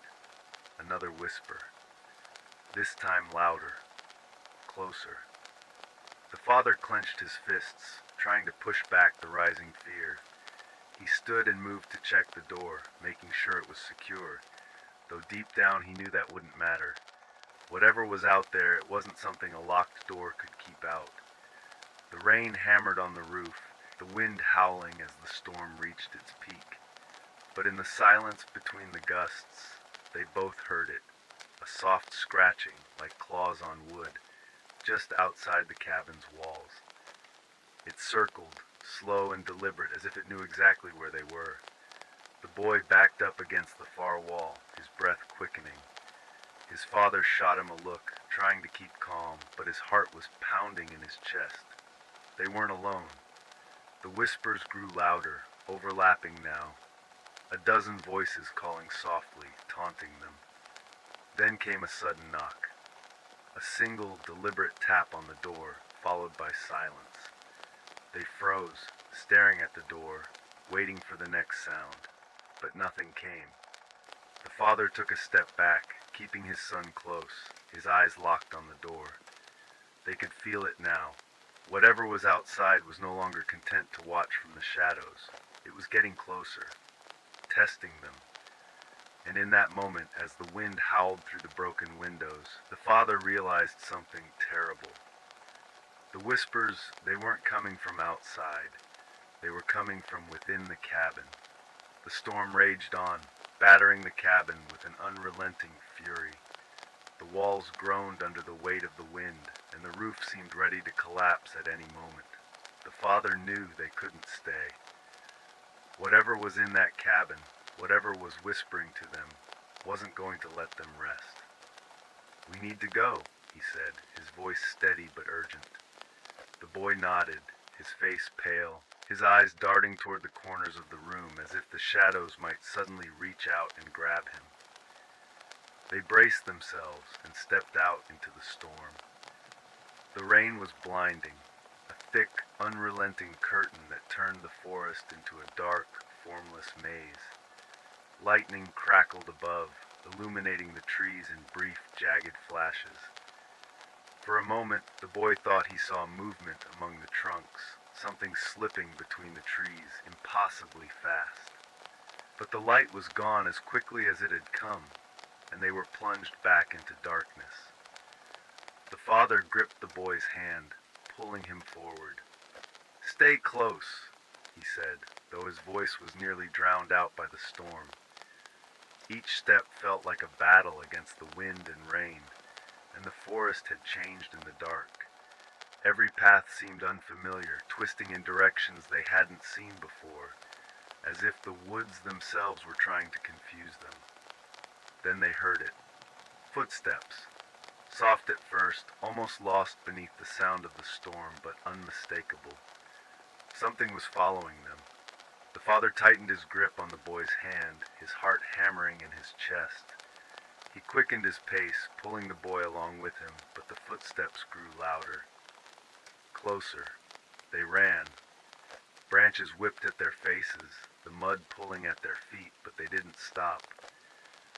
The boy glanced over his shoulder, his heart pounding in his ears, and there it was, just barely visible in the flashes of lightning. A figure, tall and impossibly still, standing among the trees. Its face, if it had one, was hidden in shadow, its form barely distinguishable from the darkness around it. But it was there, watching, waiting. Panic surged through the boy, and he stumbled, nearly falling. The father caught him, pulling him back to his feet. "Keep moving," he shouted, the urgency in his voice cutting through the storm. They ran faster, their breath coming in ragged gasps, but no matter how far they went, the footsteps never faded. Another flash of lightning split the sky, and this time, the figure was closer. Too close. It didn't move like something alive. Its shape flickered and blurred, like a shadow cast by firelight, stretching and twisting as it advanced. The father's mind raced, trying to make sense of it, but there was no time. They had to keep running. The storm only grew stronger, the wind howling through the trees, drowning out everything but the footsteps, relentless and steady. The boy's legs were shaking, exhaustion pulling at him, but he forced himself to keep going, his father's hand pulling him forward. And then, without warning, the forest opened up. Before them stood a cave, its mouth yawning wide like a black wound in the hillside. It wasn't much, but it was shelter, and they had no other choice. "Inside!" The father yelled, and they scrambled into the cave, the darkness swallowing them whole. The air inside was damp and cold, but the sound of the storm was muted, distant now. They collapsed against the rough stone walls, gasping for breath, the father's heart pounding in his chest. For a moment there was silence. The footsteps had stopped. The father wiped the rain from his face, his breath coming in ragged gasps. He turned to the boy, who sat huddled against the wall, shivering. "We're safe for now," he said, though the words felt hollow. But deep down, they both knew the truth. Whatever was out there, it was still watching. And it wasn't finished with them yet. The cave, dark and suffocating, offered little comfort. Its jagged walls dripped with moisture, the air thick with a damp chill that clung to their skin. The father sat still, listening to the steady drip of water echoing in the blackness. For a moment, they could pretend they were safe. that the storm outside had buried the footsteps in rain, drowning whatever stalked them in the chaos. But the silence inside the cave was too perfect, too still. The father could feel it, an unseen presence, pressing in from all sides, watching them even now. The boy sat huddled in a corner, his knees drawn to his chest, shivering from both the cold and the fear. His wide eyes darted around the cave, trying to pierce the darkness, but there was nothing. Only shadows, only silence. The father put a hand on his son's shoulder, trying to comfort him, but his own hands were shaking. His mind raced, replaying the night's events, the whispers, the figure in the woods, the relentless footsteps. Whatever had been following them wasn't an animal. It wasn't human. It was something else. Something that seemed to thrive in the dark, feeding off their fear. Suddenly the boy's head snapped up. "Do you hear that?" he whispered, his voice barely audible. The father froze, straining to listen. At first there was only the sound of the rain outside, distant now, muffled by the stone walls of the cave. But then, faint and rhythmic, came a sound that made his blood run cold. Wet footsteps, slow, deliberate, echoing off the stone. They were coming from the cave's entrance. The voice, raspy, broken, not fully human, echoed through the cave. It was speaking to them, but the words were strange, twisted. It spoke in a language neither of them understood, but the malice in the tone was unmistakable. Whatever it was toying with them as if the hunt had only just begun. The father's mind raced. He had heard stories about these woods as a child, old tales told in hushed tones, stories about something ancient that dwelled in the forest, something that preyed on those who lost their way. He had dismissed it as folklore, the kind of ghost stories people told around campfires to frighten each other. But now, those stories felt all too real. The deeper they went into the cave, the stranger it became. The air grew colder, the walls damp with something thicker than water, and the darkness seemed to press in around them, heavier than before. It was as though the cave itself was alive, pulling them deeper into its belly. Then the whispers stopped. The sudden silence was even worse than the sound. The father slowed, pulling the boy close, his eyes darting around the darkness. He knew what was coming, and the realization hit him with a wave of dread so intense it almost brought him to his knees. It wasn't just hunting them, it was leading them. They were exactly where it wanted them to be. A low, rumbling growl came from the depths of the cave, vibrating through the stone walls and into their bones. The father turned, his back pressed against the cold rock, holding his son close. The boy's breath was shallow, his small body trembling against his father's chest. There was nowhere left to run. From the shadows the creature emerged. It was not a man, not an animal, but something in between, its form shifting and flickering like a dark flame, its body impossibly long, bending and twisting in ways that defied reason. Its eyes, if they could be called eyes, were pits of blackness, deeper than the cave itself, watching them with an ancient hunger. The father's mind struggled to comprehend what he was seeing, but his instincts screamed at him, "Protect the boy." Without thinking, he stepped in front of his son, shielding him with his body. His heart pounded in his chest, the sound almost drowning out the creature's low, rumbling breaths. But he knew what it wanted. He knew there was only one way to save his son. "I won't let you have him," the father whispered, his voice barely more than a breath. The creature stopped, its body unnaturally still, as if considering his words. And then, in a voice that sent shivers down his spine, it whispered back, "You have no choice." The father's hands trembled, but he didn't back down. "Take me," he said, his voice steady now, stronger. "Leave him." The creature tilted its head, its form flickering and twisting in the darkness. For a moment, there was nothing but the sound of the rain outside, faint and distant. And then the creature stepped back, its black eyes never leaving the father's. A slow, creeping realization settled over the father like a death shroud. This was always the plan. It wanted him. The boy was bait, a means to an end. The father swallowed hard, his eyes never leaving the creature's form. "Run?" he whispered to his son, pushing him gently toward the cave's exit.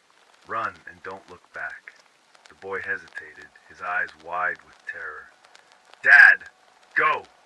The father's voice cracked, raw with emotion. "Go now!" The boy turned, his small feet stumbling over the wet stone as he ran. The father watched him disappear into the darkness, his heart breaking with every step, knowing he would never see him again. The creature moved closer, its breath hot and foul on the father's skin. But he wasn't afraid anymore.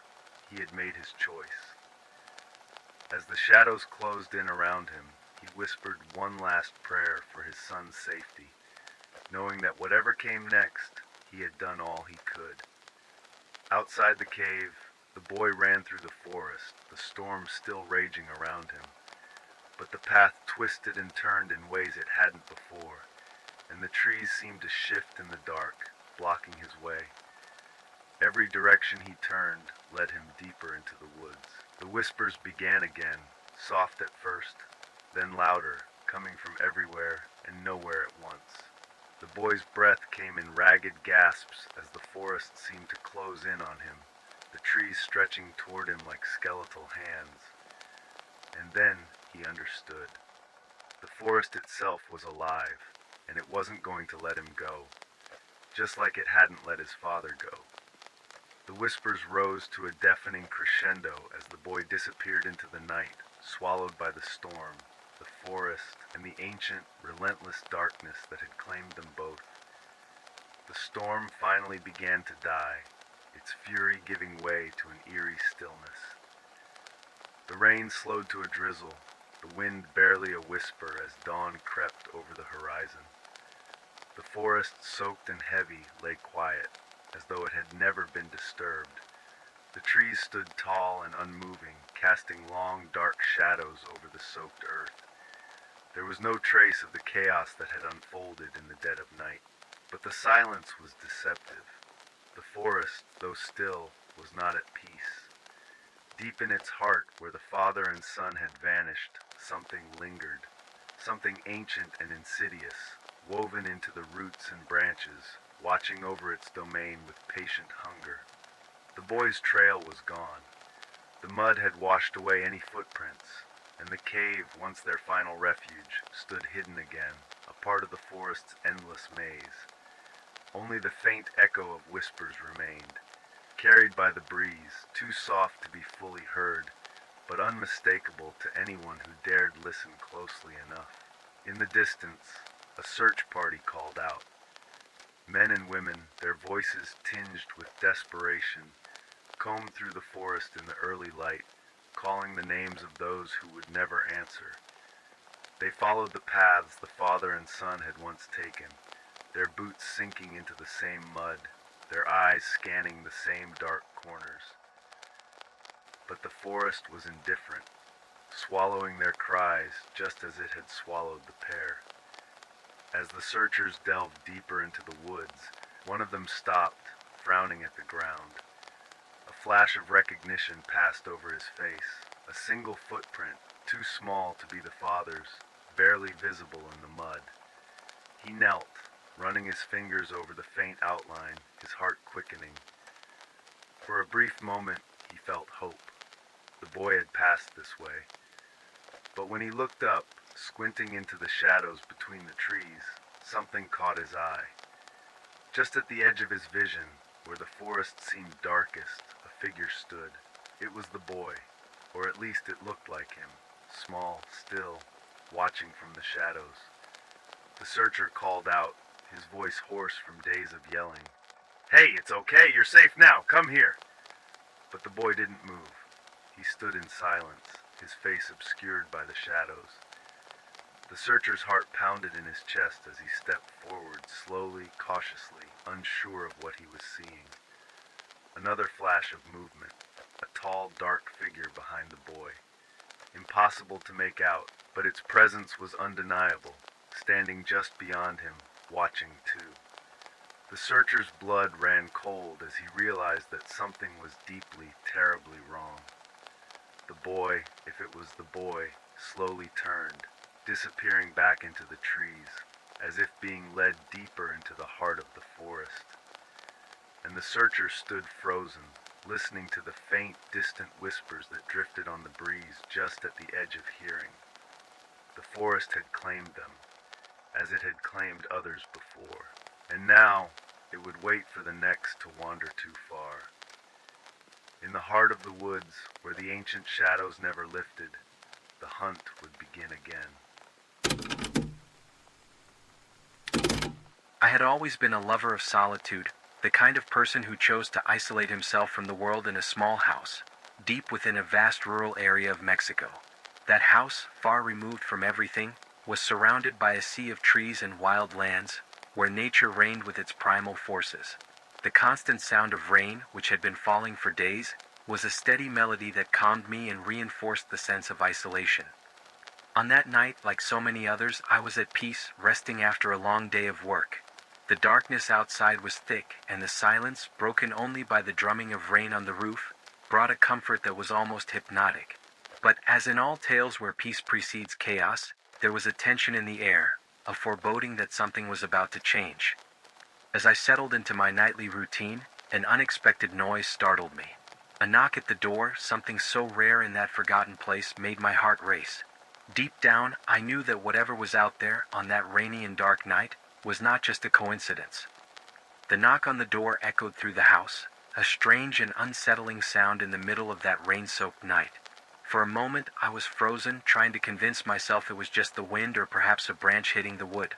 But the sound repeated, this time stronger, more insistent. I stood up, feeling a growing anxiety as I approached the door. It was rare, almost impossible for anyone to show up there, especially on a night like that. When I finally turned the handle and opened the door, I was met with an unexpected sight. A young man drenched by the rain, his eyes filled with a mixture of fear and urgency. He was clearly lost, perhaps even desperate. He told me he had been camping in the nearby woods but had been caught off guard by the storm and needed shelter. As he spoke, I noticed something in his tone, something I couldn't immediately identify, but it sent a shiver down my spine. Even so, I offered to call for help, suggesting he wait on the porch while I did so. But he refused almost automatically, insisting that he needed to come inside, that he couldn't stay out there.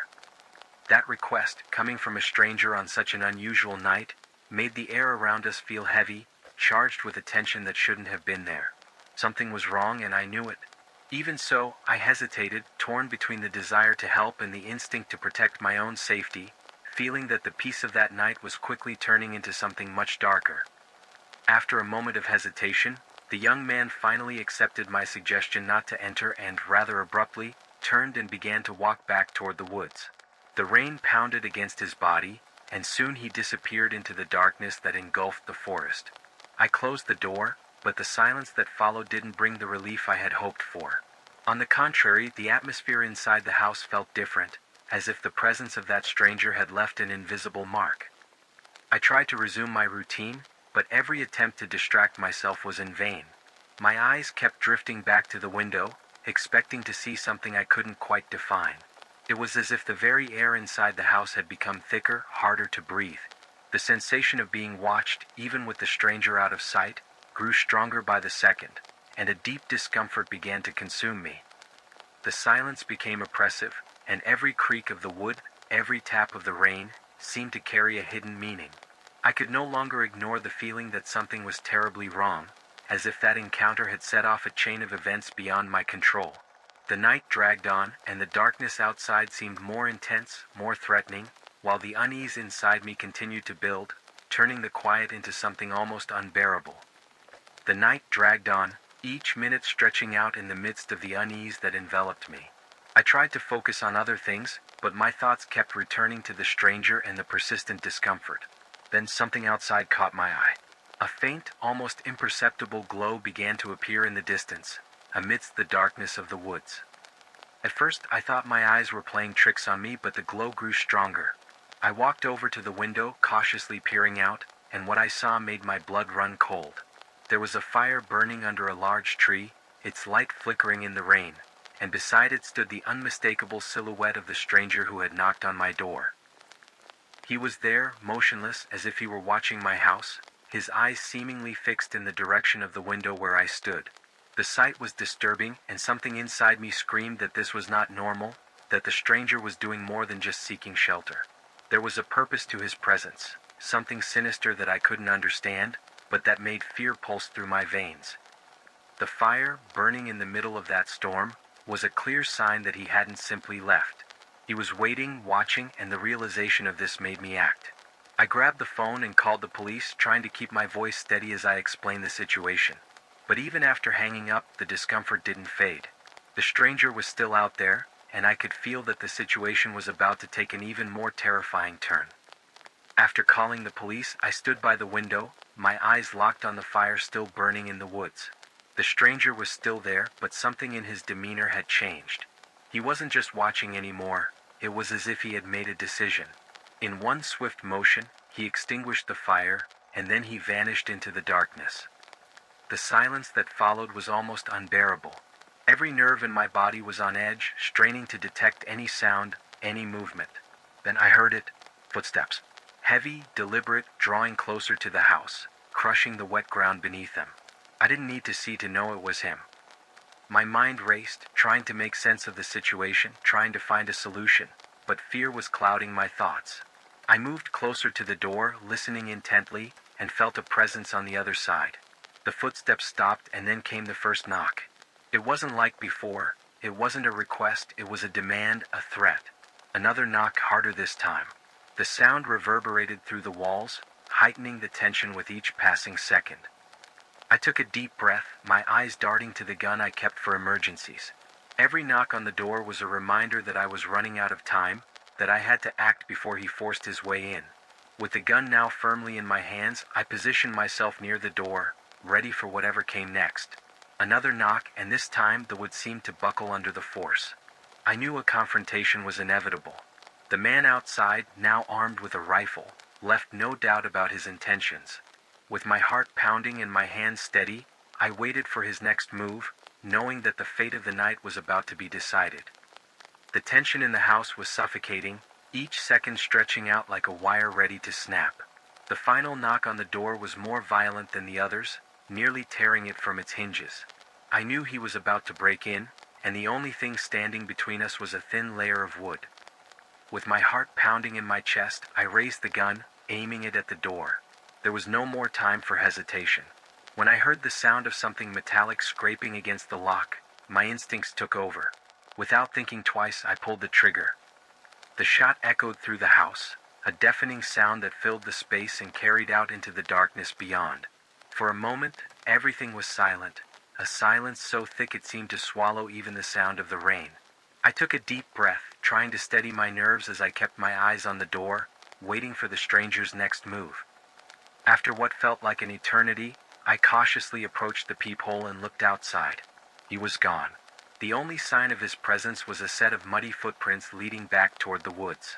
The rifle, which I had feared so much, was abandoned on the ground, as if he had left it behind in haste. It wasn't long before the sound of police sirens broke the silence, signaling their arrival. The relief I felt was fleeting, for despite their search, there was no trace of the stranger. They found only a partially buried backpack near the extinguished fire, a grim reminder that he had been there, that he had planned something much worse. As the police scoured the area, I knew that this night would not be easily forgotten. Something inside me had changed, and the tranquility of that isolated place, which I had cherished so much, was shattered forever. The events of that night never left me. The peace I once found in solitude was replaced by a constant sense of vigilance, a lingering fear that never truly faded. I couldn't stop thinking about what might have happened if I hadn't acted in time, if the stranger had managed to break into the house. The way he had appeared out of nowhere, with a sinister plan in mind, made it clear that this wasn't a random encounter. He had something dark in store, something I could barely comprehend. Even after the police left, taking the discovered backpack with them, the sense of insecurity lingered. The muddy footprints, the abandoned rifle, the fire burning in the rain, all of these details became part of a recurring nightmare. Deep down, I knew that although he had fled that night, the danger was far from gone. The thought that he might return even years later haunted me. Now, I still live in the same house, but the nights are never the same. Every noise, every shadow brings back the fear of that night. I live in a constant state of alertness, knowing that peace is a fragile illusion in such an isolated place. And while the world outside remains unchanged, something within me has been altered forever. The silence, once comforting, has become a grim reminder that I am always at the mercy of the unknown. In the heart of a region forgotten by time, there was a village where tranquility reigned, but also where the shadows of ancient legends moved silently among the houses. The streets were narrow, flanked by centuries-old trees whose canopies intertwined, forming green tunnels that seemed to hide secrets older than the land itself. There, the sun set slowly, painting the sky with the colors of a past that was never fully left behind.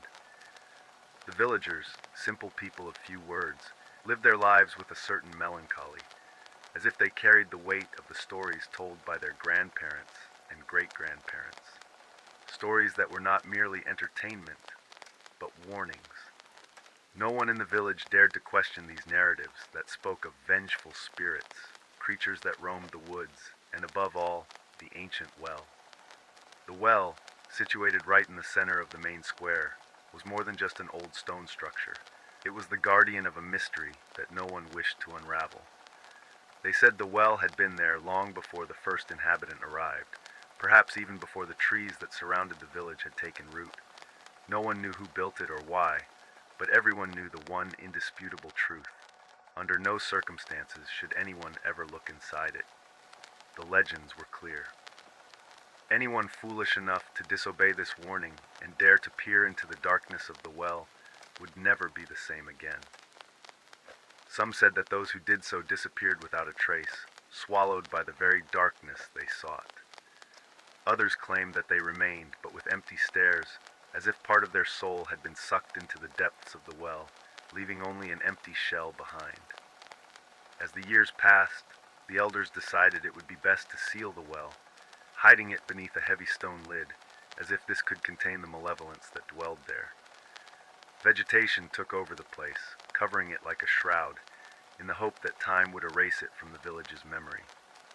But the stories continued to be told, whispered at night around the fires, where children listened with wide eyes, and the adults, despite feigning skepticism, felt a shiver run down their spines.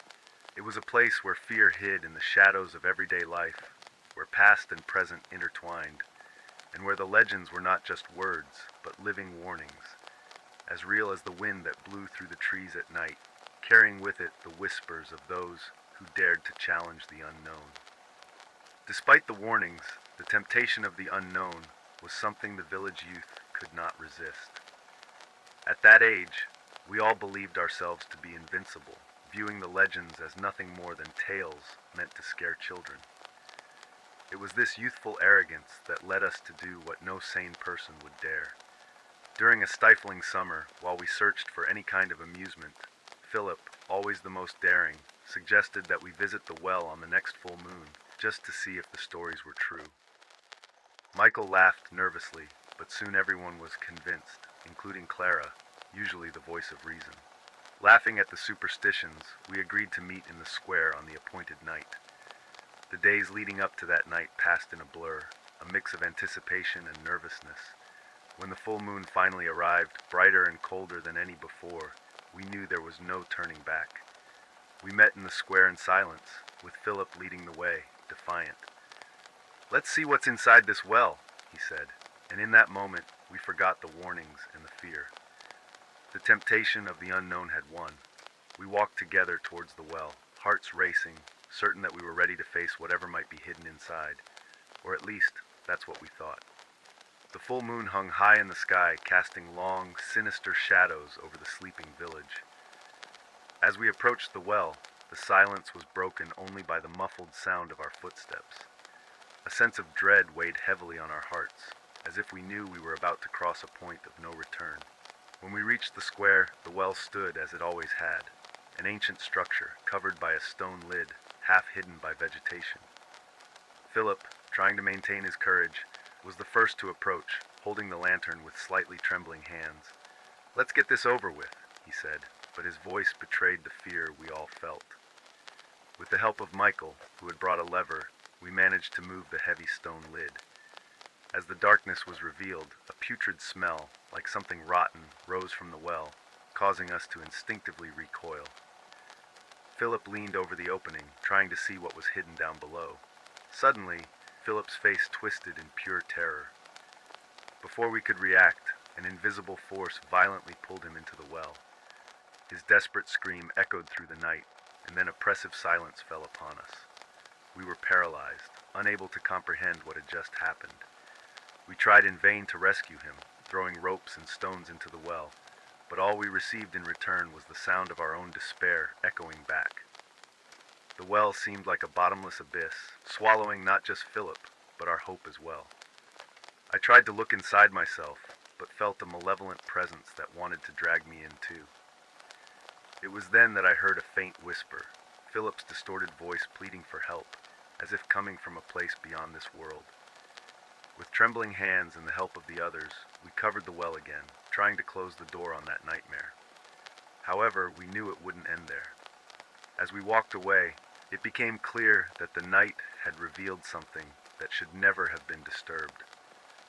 The horror of that experience marked us forever, and what we lost in the well was much more than our friend Philip. That night, as we walked away from the well, we felt that something inside us had been broken. The initial fear morphed into a persistent terror, taking deep root in our minds. Back at Michael House, we locked ourselves in silence, unable to process what we had witnessed. Clara, once so cheerful, was pale and distant, while Joaquin trembled uncontrollably. I felt as if the darkness of the well was now inside me, growing with each passing minute. We tried to make sense of what had happened, but nothing seemed logical. Whatever was in that well wasn't a legend, but a perverse reality far beyond our understanding. When we attempted to tell the adults, no one believed us. Back at the well, everything was as it had been, as if Philip had never existed. The village continued its routine, but soon strange things began to happen. Animals disappeared, inexplicable sounds echoed at night, and shadows were seen near the well. Over time, Philip was never found, and we drifted apart. Joaquin vanished without a trace, and Clara became a shadow of her former self, avoiding any contact. Michael and I tried to move on, but the well seemed to call to us whenever we passed the square, whispering promises we feared to hear. The evil we had awakened was no longer contained. It seeped into our lives, transforming everything around us. One silent night, I heard Philip's voice again, or something pretending to be him, calling my name from the well. I knew it wasn't my friend anymore, but a dark presence that fed on our fear and guilt. Despite our efforts to seal the well, the evil would never be fully contained. It was waiting, biding its time, ready for the next victim. As time passed, the village was slowly consumed by terror instead of recovering. The darkness from the well seemed to spread like a disease, affecting everything around it. At first, small events like the disappearance of animals and the impoverishment of the fields were easy to ignore. But at night, the true horror manifested in strange whispers and shadows that seemed to come alive. Fear took deep root in the villagers. People spoke less, laughed less, and no one dared to go out after sunset. Among us who had been there that night, the impact was even deeper. Joaquin disappeared, unable to bear the terror. Clara, once full of life, became a mere shadow of herself, haunted by what she had witnessed. Michael and I tried to move on, but the well seemed to call to us silently. The feeling that something terrible still awaited at the bottom of the well never left us. Years later, driven by an inexplicable force, I found myself walking towards the well under a full moon. The lid, which should have been in place, was slightly askew. With trembling hands, I pushed it aside, revealing a faint light at the bottom. To my horror, I realized that something was moving in the darkness. It was Philip, or what was left of him. His face was pale, his eyes were empty voids, and his distorted voice called for help, but not as a plea, rather as a trap. Terror overwhelmed me, and I stepped back, leaving the well in silence once again. That night, I knew that the evil we had awakened would never sleep again. It was there, waiting, and one day it would find a new victim. When that happened, the horror would return, and there would be no escape. The evil had been unleashed, and all we could do was wait. Years had passed since that night when I saw Philip at the bottom of the well, but the image of his pale face and empty eyes never left me. The village remained under a constant shadow, with strange sounds and dancing shadows that had become part of our daily lives. I tried to move on, but the weight of that night never left me, and every time I passed by the square, I felt the dark urge to look into the well, though I avoided it, knowing my life depended on it. Michael, the only one who remained by my side, also bore the burden of that night. We never spoke about the well or Philip, desperately trying to pretend everything was normal. But on a cold full moon night, the call came again. Help me. Philip's distorted voice pulled me back into the nightmare I had tried to forget, forcing me to walk to the well. When I arrived, the stone lid was displaced, and a dark energy pulsed from the well. Though I knew I shouldn't, driven by an inexplicable force, I pushed the lid aside and looked inside. This time, there was no light, only absolute darkness. From the depths, something moved, a grotesque shadow slowly approaching. It was a twisted parody of what Philip had been, with empty eyes and a skeletal hand reaching out for help. Terror gripped me, but somehow I managed to pull back as the shadow dissolved into the darkness. I closed the well again, but I knew it was futile. The evil we had awakened would never be contained again. The final call had been made, and the well, at some point, would seek another soul to feed its darkness. In the darkness of my room, I still heard one last whisper, almost inaudible, yet impossible to ignore. Help me. I knew that one day I would have to return to the well, but I wasn't sure if, this time, I would come back out. After the final night when Philip's whisper faded away, the village sank into a deep, oppressive silence. The darkness seemed thicker, saturating the air with the evil we had awakened. The well was sealed again with chains and stones, but we knew it was only a temporary measure, a postponement of the inevitable. The few remaining villagers avoided the square, and the well, once the center of social life, became a dead place, heavy with fear. Clara left the village, transformed into a shadow of her former self. Joaquin never returned, and Michael distanced himself, unable to bear the memory of what we had done. I stayed, knowing that the well still called to me, that the evil was alive, waiting. Over time, the village emptied, and those who remained learned to live with the fear. The square, once full of life, became a place of shadows and whispers of a past that would not be forgotten. I knew my time was running out, that the well's call was becoming more insistent, and that eventually I would have to face it again. On the final night, I found myself standing before the well, knowing that the chains and stones were an illusion of safety. The well was waiting for its next sacrifice. I looked inside, aware that the curse would never leave me, and that the cycle would repeat. I returned home knowing that the village was doomed, and that the evil would never be defeated, only delayed. As long as I lived, the curse would live with me, waiting to be unleashed again. When the last candle flickered out and the last door closed, all that remained was the silence, and the well, waiting in the darkness. A 24-year-old man lives quietly in a cozy apartment in a calm neighborhood, where he has found independence and comfort since moving in at 22. With his loyal dog by his side, he enjoys a peaceful routine, supported by a stable job and surrounded by a carefully decorated environment that reflects his tranquil personality. Despite the serenity, there is an invisible tension in the air, as if the apartment harbors a secret yet to be uncovered. On a night that begins like any other, the young man relaxes in his refuge, unaware that the peace of his life is about to be shaken, revealing a dark and unexpected side of his home. Night falls, and the rain begins to softly patter against the windows, intensifying the feeling of comfort inside the apartment. The young man, enjoying his day off, indulges in the simple pleasure of being at home. He settles on the couch, feeling the warmth that emanates from the surroundings, while the sound of the rain outside seems almost hypnotic, inviting tranquility. Inside, everything is in perfect order. The soft light of a lamp illuminates the room, books are carefully stacked on the shelf, and the aroma of freshly brewed coffee still lingers in the air. He appreciates these moments when the outside world seems distant and irrelevant, and everything that matters is within these four walls. The peace of the night envelopes him, and he loses himself in his thoughts, allowing the calm to seep deep into his being. Beside him, his loyal dog sleeps peacefully with rhythmic breathing and closed eyes. The young man takes one last glance at the clock, noticing that it's late, almost time to get ready for bed. But as he prepares to end the night, something unusual happens. The dog, who had been in a deep sleep, starts to stir, oscillating between sleep and wakefulness as if something had disturbed his peace.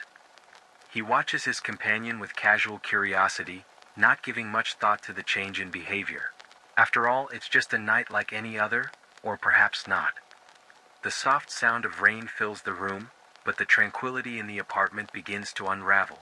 The young man notices his normally calm dog suddenly get up with an alert expression.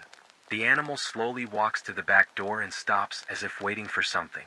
Intrigued, the young man follows, realizing that the dog's uneasiness is not just because of the rain. The dog stares intently at the door, focused on something outside that the young man cannot see. A shiver runs down the young man's spine as the once comforting silence becomes oppressive. He decides to open the door, but the dog remains on the threshold, sniffing the air cautiously. Hesitant, the dog finally steps into the yard as if expecting to find something. The young man feels a growing sense of discomfort and a shadow of fear begins to form, sensing that something terrible is about to happen. The rain continues to fall, forming small puddles in the yard as the young man watches his dog, now more agitated, sniffing the air nervously. There is an obvious unease in every movement of the animal, which awakens a growing fear in the young man's chest. Suddenly, the dog stops, its body stiffens, and it fixes its gaze in a specific direction. Intrigued and worried, the young man follows the dog's gaze, trying to identify what could be scaring his companion so much. In the darkness of the yard, at the edge between the faint light emanating from the house and the shadow outside, he notices a figure standing still. At first, the young man can hardly believe what he sees, his mind trying to deny the reality before him. However, there, on the other side of the window, is a man, motionless, watching. The stranger's eyes seem fixed on the young man, or perhaps on his dog, but the sinister presence of the man is undeniable. The fear that grips the young man is immediate and profound, like a punch to the stomach. The stranger does not move, remaining there like a menacing shadow, causing the young man's heart to race, his heartbeat echoing in his ears and drowning out even the sound of the rain. Overcome with panic, the young man slowly backs away, trying to process the situation as his mind desperately searches for a solution. The need to protect himself and his home takes over. With trembling hands, he quickly shuts the backyard door, locks all the windows, and rushes to lower the blinds, each movement made with urgency and fear. The vision of the man at the window replays in his mind like a nightmare. He doesn't know who the stranger is or what he wants, but one thing is certain. The comfort and safety he once felt in his home vanished in an instant, leaving only fear and uncertainty about what might happen next. The young man moves through the house in a silent frenzy, locking doors and windows, while the sound of the rain outside grows louder and more deafening, heightening his anxiety. He tries to listen beyond the noise of the rain, but all he can hear is the pounding of his heart and the heavy breathing of his dog, who is now calmer but still alert by his side. Sitting on the edge of the sofa, he fixes his gaze on the front door, waiting and listening for any sound that might indicate the stranger's presence outside. The apartment, once his refuge, now feels like a prison, with every shadow and creak of the wood suggesting a hidden threat. Although the dog is lying beside him, its eyes continue to scan the room, alert to something the young man cannot detect. Trying to calm himself, he thinks that maybe the man has left, but doubt lingers. The feeling of helplessness suffocates him as the uncertainty of a possible intrusion eats away at him.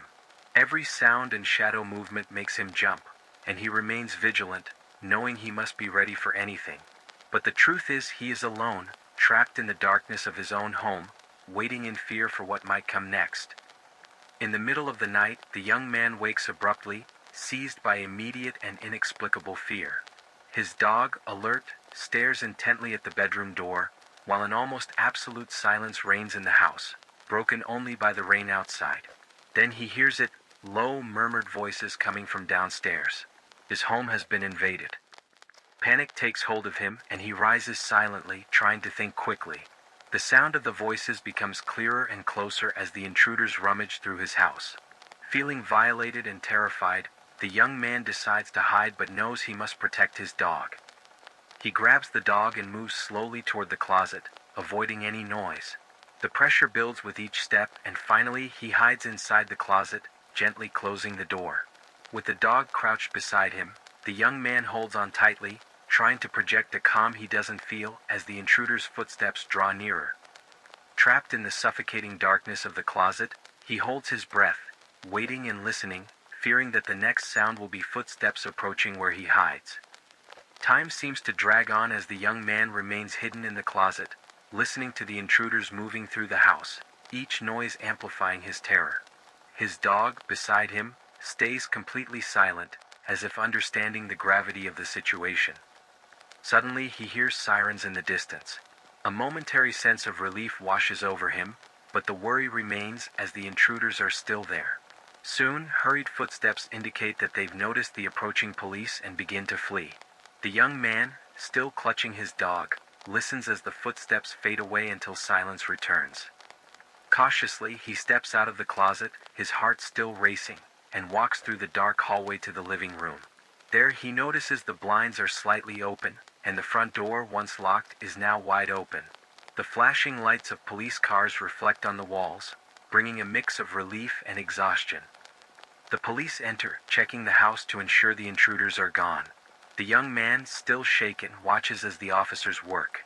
Though he is safe for now, the feeling of vulnerability lingers. Sitting on the couch, he tries to process what happened, while his dog rests its head on his lap, offering comfort. Despite the temporary safety, he knows that the peace has been shattered, and the lingering fear will not fade easily. As the hours pass, the young man's adrenaline begins to subside, leaving him exhausted. He watches the police wrap up their notes, while the sound of rain continues outside. The apartment, once cozy, is now disordered and marked by the invasion, reinforcing the sense of violation. He gives his statement in a voice he barely recognizes, the words coming out automatically while his mind wanders through dark thoughts, imagining what could have happened if he hadn't woken up. When the police leave, promising to continue the search for the intruders, the young man feels empty and alone. The apartment, which had always been his refuge, now feels different, full of invisible threats. Sitting on the couch with his dog beside him, he tries to reconnect with the place he once called home, but the sense of security has been replaced by constant vigilance and a painful awareness of his vulnerability. He reflects on how everything changed in just a few hours, grateful for the quick response of the police, but the persistent fear remains with him. Something inside him has changed forever, and he's unsure if tranquility will ever return. As the night wears on, he decides that he won't be able to sleep. Instead, he stays awake, petting his dog for comfort. The rain subsides, but inside his chest, the storm of emotions still rages, leaving him with a new understanding of the fragility of safety. The forest seemed the same as always that morning, but something in the air was wrong. The silence was thick, suffocating. The trees swayed gently, but the branches made no sound. Only the wind passed through, a strange wind carrying murmurs that only the keenest ears could catch. The ranger walked along the trail he knew so well, the packed earth creaking under his heavy boots. The sun was starting to rise between the treetops, but its light, which should have brought comfort, seemed weak, pale. He felt a growing unease, a discomfort tightening in his chest. Something was different that day, something he couldn't name. The forest, once so familiar, now seemed to whisper secrets from forgotten eras. Perhaps it was just his mind playing tricks, but deep down, the ranger knew he was being called.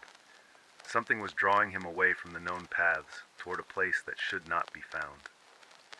Without understanding why, he veered off his usual route, his feet carrying him deeper into the woods. The bird's song ceased. The wind stopped.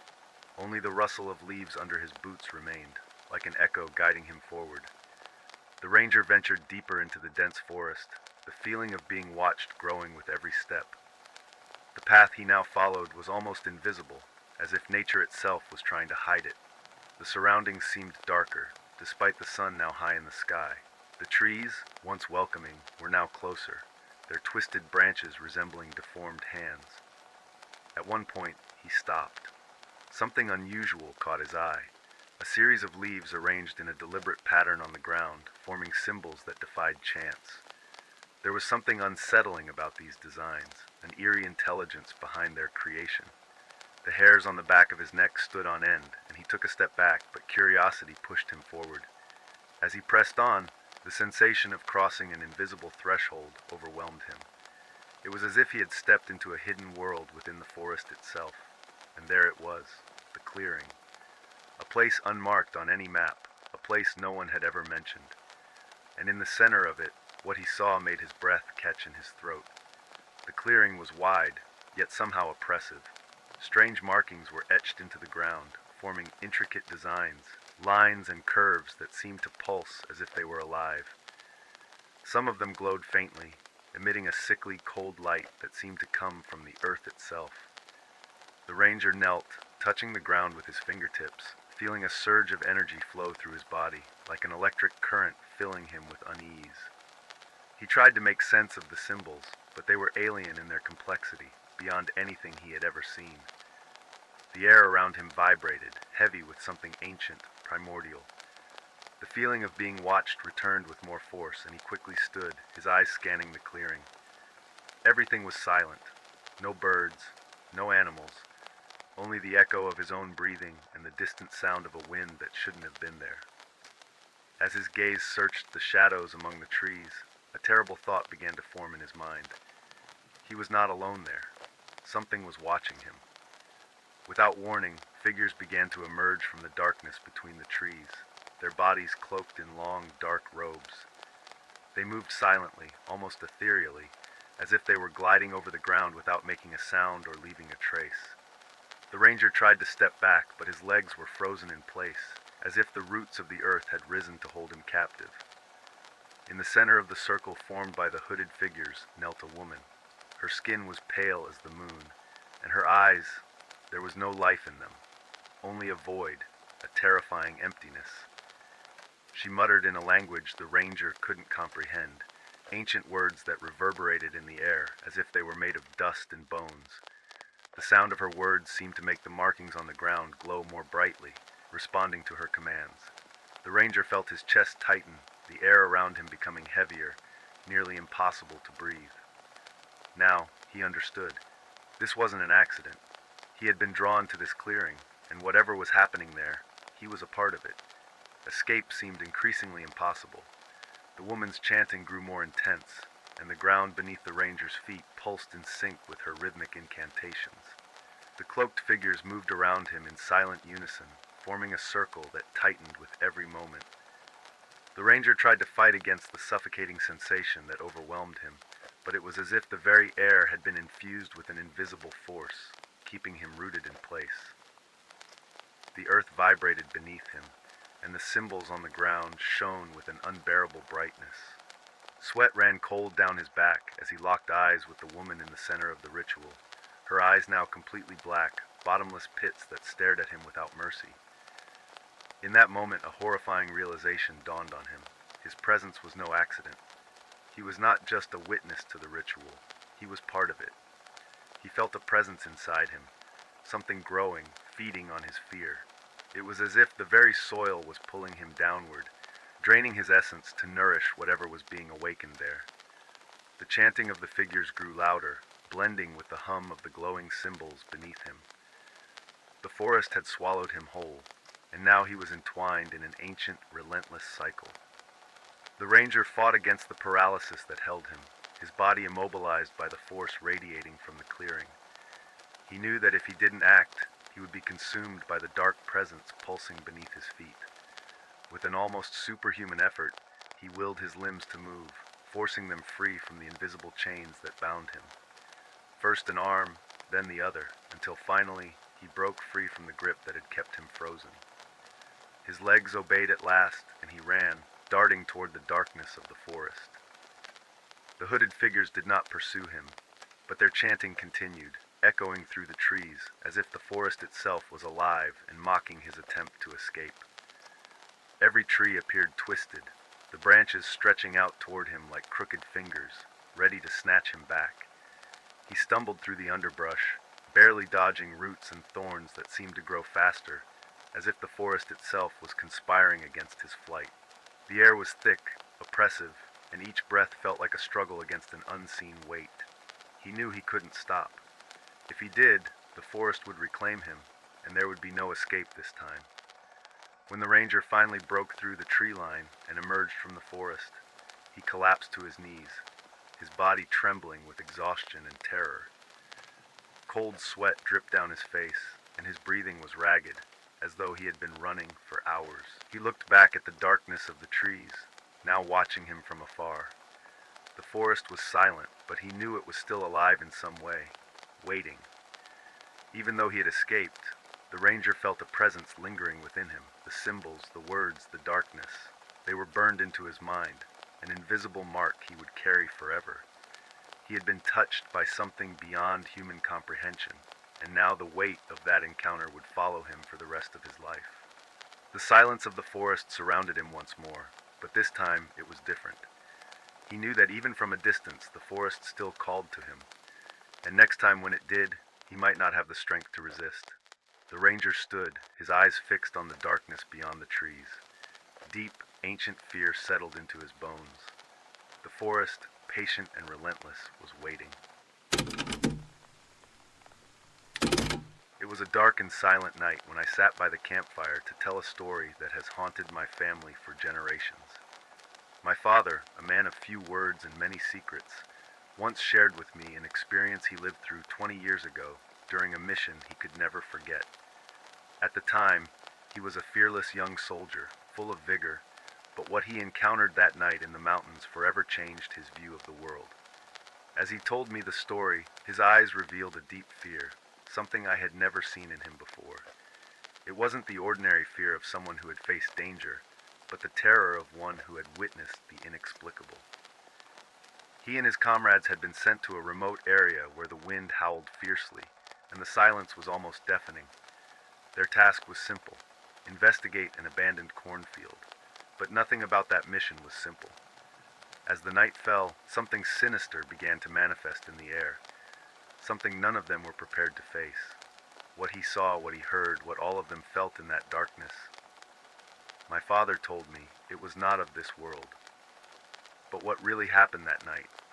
I will tell you, but prepare yourself, because after hearing this story, you too will never be the same. When my father and the other soldiers arrived at the site, the sun was already setting, casting long shadows over the cornfield. The field stretched as far as the eye could see, with perfect rows of tall plants swaying gently in the wind. But there was something wrong, something none of them could quite define. It was as if the very air was charged with a heavy, suffocating energy, and the silence, oh, the silence was the worst of all. The birds weren't singing, the insects weren't buzzing. Only the restless rustling of the corn leaves, like indecipherable whispers, accompanied every move the soldiers made. My father felt a chill down his spine, a foreboding he couldn't shake, but he pressed on. The mission was clear: investigate the area and report any anomalies. They set up camp near the edge of the field, deciding it would be safer to wait until dawn to explore more carefully. The beams from their flashlights cut through the darkness, but did nothing to dispel the feeling that they were being watched.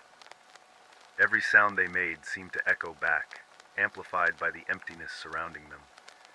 As the night finally enveloped them, the darkness brought with it a growing unease. My father took turns with the others to keep watch over the camp, but something inside him told him this night would be different from the others. He looked up at the starry sky, trying to find comfort in the vastness above, but all he felt was the weight of the unknown pressing down on them like an invisible shadow. As he sat there, his back to the cornfield, he didn't know that it would be the last time he'd see the world the same way. The true mission would begin in the next few hours, and what he was about to encounter would haunt him for the rest of his life. The night dragged on slowly, each minute crawling by with increasing tension. My father was on his watch when he heard the first sound. It was subtle, almost imperceptible, like something moving among the rows of corn. He stood up slowly, his eyes fixed on the darkness of the field, trying to discern what was happening. The rustling of the leaves grew more intense, as if something was stalking through the plants, getting closer. He turned on his flashlight, sweeping the beam of light across the field, but all he saw were the shadows of the leaves dancing in the wind. Yet, the sound persisted, now closer, more urgent. My father called the others, and together they tried to identify the source of those noises. But whatever was out there was too fast and too quiet to be seen, like a shadow slipping through the darkness. Then the phenomena began. The compasses, which had been steady until then, started spinning wildly in their hands, as if north no longer existed. The radios, which kept the group in constant communication, began emitting nothing but static, a sharp noise that seemed to penetrate their very bones. But the worst of all was the sensation, that invisible presence that now made itself felt more strongly. It was as if the air around them was alive, pulsing with a malevolent energy, something that shouldn't be there, something not of this world. My father felt fear grip him, an emotion he rarely experienced. They were surrounded by a force they couldn't see, something that toyed with their minds, and even though they were armed to the teeth, they felt powerless in the face of the unknown. The noises continued, sometimes to the left, sometimes to the right, always moving, always out of reach. Then, in a moment of absolute silence, they all heard it. A deep, guttural sound, like the roar of a creature that didn't belong to the earth. It was brief, but enough to freeze the blood in their veins. They were not alone in that cornfield. Something was watching them. Something was hunting them. And in that instant, my father knew they had entered a territory where the rules of the world they knew no longer applied. When dawn finally began to brighten the sky, bringing a bit of relief to the group, the soldiers heard footsteps approaching along the path. It was the other platoon that should have joined them the previous night. But instead of seeing relieved faces, my father saw in their eyes an expression he knew well: terror. The leader of the other group, a man usually calm and confident, was pale with trembling hands. He began to recount what had happened to them during the night. They had gotten lost in the mountain trails, something strange as they knew the area well. A fog had risen from nowhere, swallowing everything around them and confusing their senses. Then, in the middle of that dense fog, they saw two figures ahead. They were women, dressed in old-fashioned clothes, as if they had stepped out of another time. They seemed to float more than walk, their feet barely touching the ground. Without a word, they pointed to a path, a shortcut that should lead them back to the camp. The group's leader hesitated, suspicious, but the women seemed so serene, so certain of what they were doing, that he decided to follow their directions. The path they showed was not on any of the maps they carried, but inexplicably, it led them right back to their comrades. When they turned to thank the women, they were no longer there. They had vanished into the fog as mysteriously as they had appeared. What disturbed my father and the others wasn't just the story itself, but the way it was told. These men, hardened by war, were trembling, their voices faltering as they described the women. It was as if the simple act of remembering had the power to bring back the horror they had felt. As the sun rose, everyone knew something wasn't right. The cornfield, which should have been just a curiosity, now felt like a trap, a place where the laws of reality were distorted. And those women, who or what were they? Protectors? Guardians of an ancient secret? Or something even more sinister? The group was divided between the desire to leave immediately and the duty to complete the mission. But one thing was certain: no one wanted to be there when night fell again. With the arrival of morning, the sunlight brought a false sense of security to the group. However, the tension was palpable, and the strange occurrences of the previous night still loomed over everyone like a dark cloud. They gathered to discuss the next step, but the decision was not easy. The story of the two mysterious women, along with the inexplicable noises and the terrifying presence in the field, had broken everyone's spirits. The group was divided. Some wanted to abandon the mission, return to the base, and leave that cursed place behind. Others, driven by a sense of duty, insisted they should at least explore a little more before making any decision. But deep down, they all knew they were on the edge, that the cornfield held secrets they were not prepared to uncover. Finally, the decision was made. They would follow the path indicated by the mysterious women, hoping it would lead them to safety. Without further hesitation, they began to break camp, preparing to leave. As they moved away from the field, the sense of relief was almost immediate. The strange phenomena began to diminish, and the oppressive atmosphere that surrounded them seemed to dissipate with every step. During the return journey, however, silence reigned. No one dared speak about what had happened, as if putting it into words would somehow give more power to the unknown. My father, who had always been a man of few words, never forgot what he saw and heard that night, but he knew that reporting everything at the base would be useless. Who would believe them? Tales of unknown creatures and ghostly women would be easily dismissed as the hallucinations of tired soldiers. When they finally arrived at the base, the faces of the officers were a mix of disbelief and concern. The official versions of the events were simplified, omitting the most disturbing details. The mission was considered a technical success, but those who participated knew they had faced something far beyond the ordinary. My father carried that experience with him for the rest of his life. He was never the same after that night, and the other soldiers who were there weren't either. Whenever he spoke of what happened, there was a shadow in his eyes, a darkness that even time couldn't erase. And as for the women and the creature that roamed the field, they were never seen again, at least not by those who dared return to that region. But the stories continued, passed from mouth to mouth, warning those who might consider venturing into those lands. It wasn't just a legend. It wasn't just a soldier's tale. It was a warning, a reminder that there are forces in this world beyond our comprehension, and that some places should simply be left alone. As my father finished telling this story, the silence that followed was almost as heavy as the darkness he had described. He looked at me, his tired eyes revealing more than words could express. I had never seen that look before, a mixture of fear, respect, and acceptance of the unknown. He didn't need to say anything more. I knew that this experience had shaped the man he had become, and that, in some way, he was passing this burden on to me. Since that night, my father avoided talking about the mission. What happened in that cornfield remained buried deep in his memory, like a wound that never healed. He left me with a piece of advice I will never forget. There are places in this world that were not made for us, places where the rules are different, where the impossible becomes real.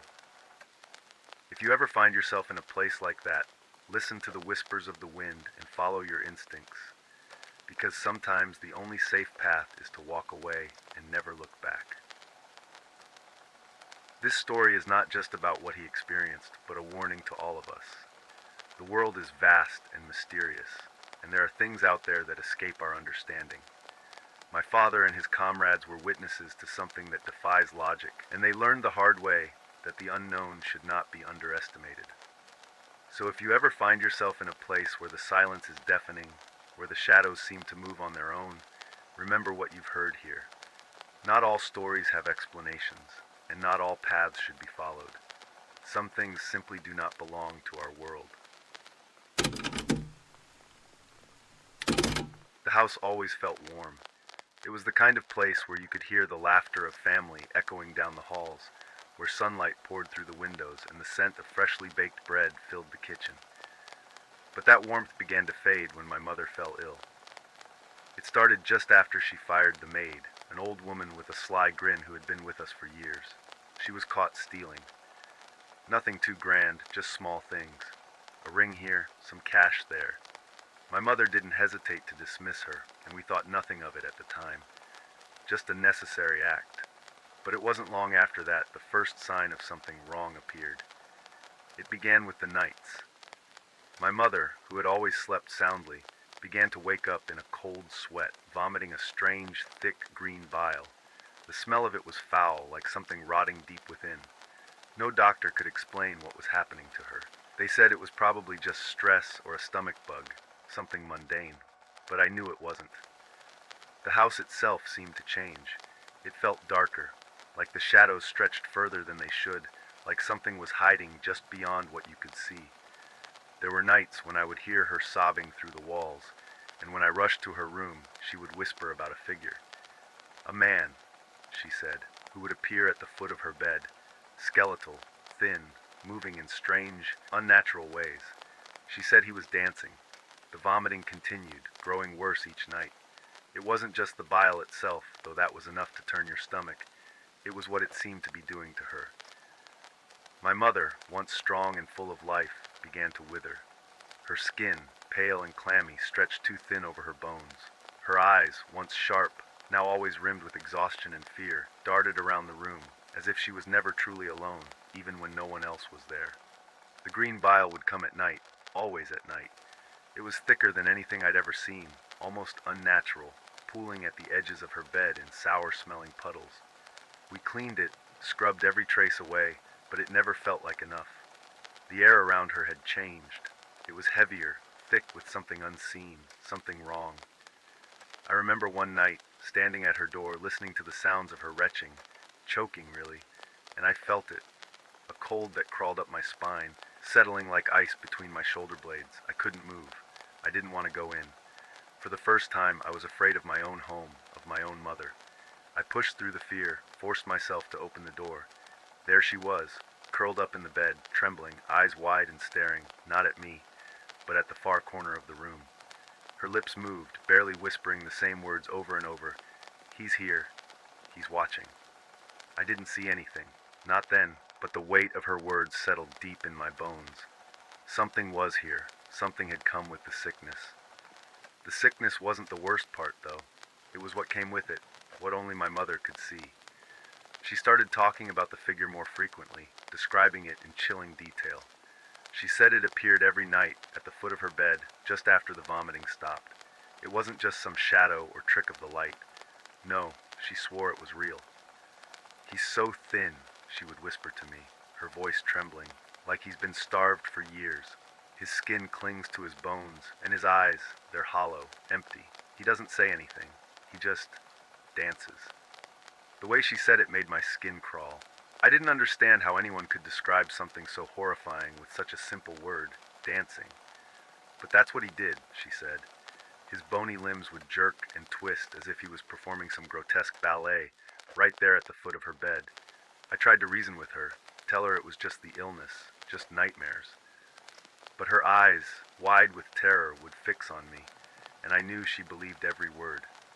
There were nights when I sat outside her room, trying to hear something, anything, but there was nothing.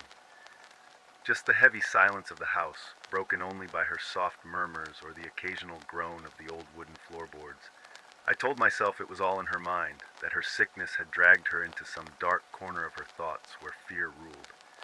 But deep down, I wasn't so sure. Then one night, I heard her scream. It was the kind of sound that jolts you from your sleep and sends your heart pounding in your chest. I rushed to her room, the door already cracked open, and saw her sitting up in bed, her eyes locked on that same corner of the room. Her hand was outstretched, pointing. He's here, she whimpered, tears streaming down her face. He's dancing again. I followed her gaze, but the corner was empty. Yet the room felt wrong, colder, like something had just slipped away before I could see it. The air hummed with a strange, oppressive energy, and even though my eyes told me nothing was there, every instinct screamed at me to run. But the worst part was her face. The terror in her eyes wasn't just fear. It was the kind of horror that comes from seeing something you wish you hadn't, something you can't unsee. And I couldn't shake the feeling that whatever she was seeing, it was watching her too. As the days dragged on, the sickness took a firmer hold on my mother, and the figure, her dancer, never left her mind. It seemed like every night he appeared, growing bolder, staying longer. The more she spoke of him, the weaker she became, as though he was feeding on her terror, draining her strength little by little. We had no answers, no relief. The doctors were useless, offering only sedatives and cold comfort. Desperation finally pushed us beyond reason. My father, normally a man of logic and skepticism, made the decision to call in a priest. He didn't believe in hauntings or spirits, but even he couldn't deny that something beyond sickness had taken hold of my mother. There was a darkness clinging to her, something that not even the strongest medicines could touch. The priest arrived on a stormy afternoon. He was an older man, with kind eyes that flickered with uncertainty as he stepped into the house. You could see that he felt it too, the heaviness in the air, the sense of something lurking just out of sight.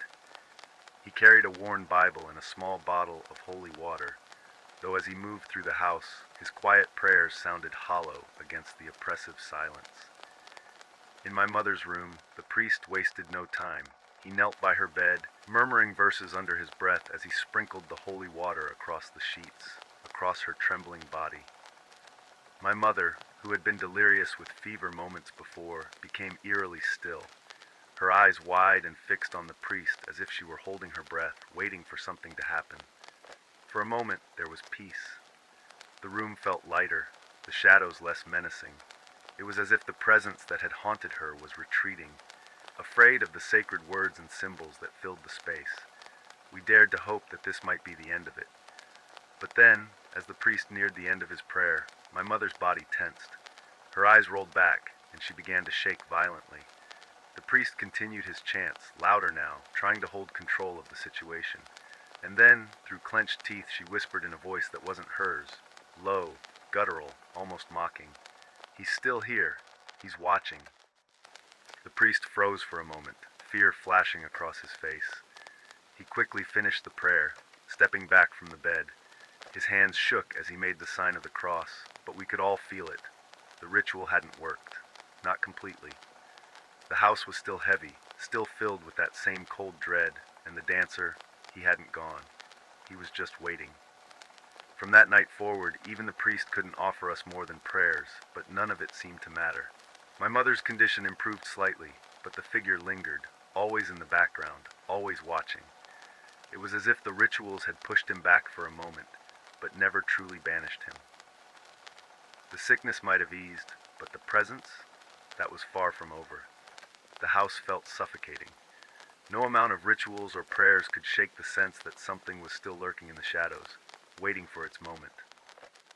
My mother, though no longer writhing in pain each night, remained fragile. She barely spoke anymore, as if every word might summon the figure back. The rest of us moved through the house like ghosts, careful not to disturb the delicate balance between fear and the unknown that gripped us. One evening, I decided to take a walk, just to clear my head. The weight of it all, the sickness, the dancer, the unanswered questions, had settled heavily on my chest. There was a path outside our house that led through a steep ravine, narrow and treacherous, especially at night, but I needed to escape, if only for a few moments. The air outside was cold, the sky blanketed in thick clouds, and the wind howled through the trees, bending them like frail skeletons in the night. I hadn't gone far when I felt it, that unmistakable sensation of being watched. At first I told myself it was just the isolation, the darkness playing tricks on my mind. But the feeling grew stronger with each step. Something was out there, lurking just beyond the edges of my vision. I turned, scanning the path behind me, my heart hammering in my chest, but I saw nothing. Then I heard it, a faint rustling, like the brush of something light and swift moving through the undergrowth. My breath caught in my throat as I squinted into the shadows. At first it was just a flicker, a vague outline moving through the darkness. But then it stepped into view, just for a moment, illuminated by a brief flash of moonlight breaking through the clouds. It was him, the dancer. He was just as my mother had described, thin, skeletal, his limbs twisting unnaturally as he moved. He didn't walk like a person. He glided, almost hovering above the ground, his bony arms swaying rhythmically at his sides, and worst of all, his face, or what was left of it. Hollow eyes, deep pits of darkness, and a grin that stretched too wide, far too wide for any human mouth. I stood frozen, my feet refusing to move. His head cocked to the side as if he were studying me, just as he had done with my mother. But he didn't come closer. Instead, he began to dance. His limbs jerked and twisted in unnatural ways, a grotesque parody of grace.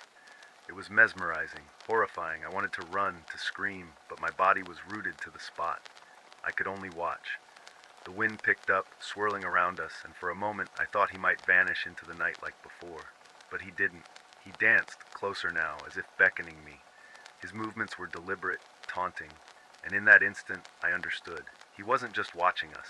He was playing with us, feeding off our fear, off my mother's suffering, and now mine.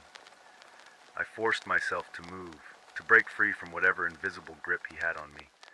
With one desperate lunge, I turned and ran, stumbling over the rocks and roots, my heart pounding louder than the wind.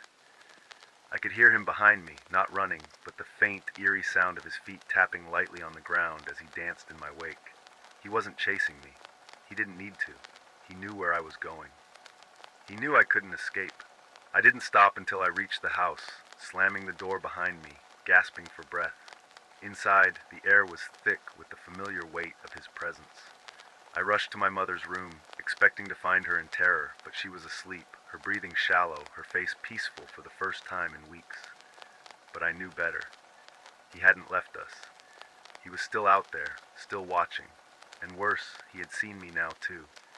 The days after that night were different. The house felt emptier, quieter, but not in a comforting way. My mother, though no longer bedridden, moved slowly, like someone waking from a nightmare that never fully ended. She would sit in her chair by the window, staring out at nothing, her face pale and distant. There was a hollowness in her eyes, as if part of her had been taken by the sickness, or perhaps by him. We never spoke about the dancer after that night. There was an unspoken rule in the house that mentioning him might somehow call him back.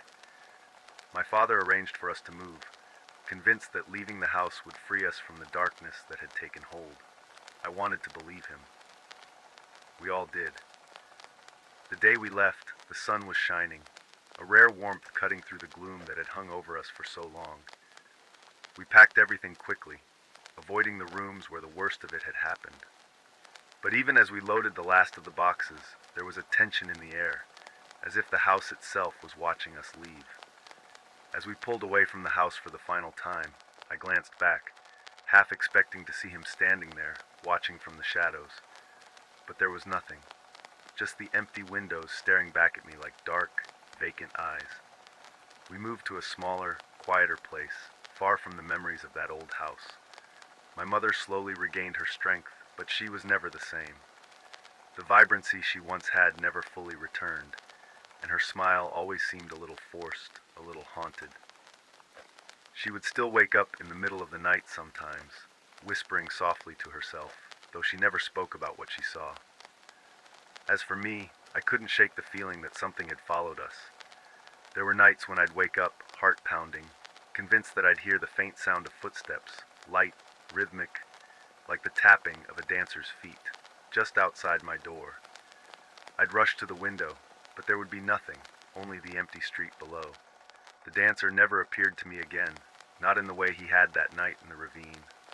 But I still felt him, lingering on the edge of my thoughts.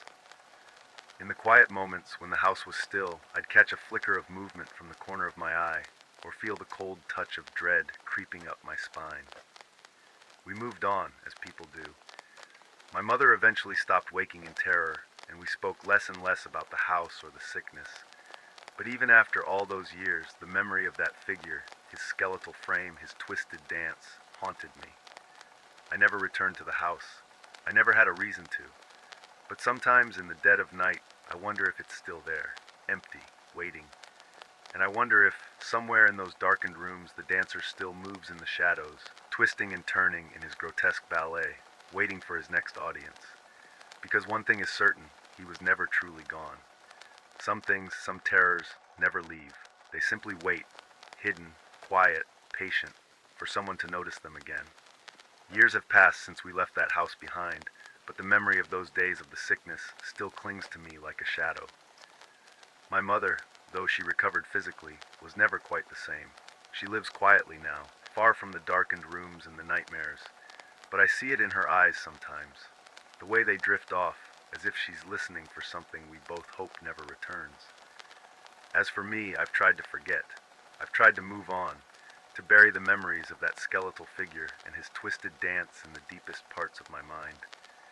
But there are some things you can't unsee, no matter how much time passes.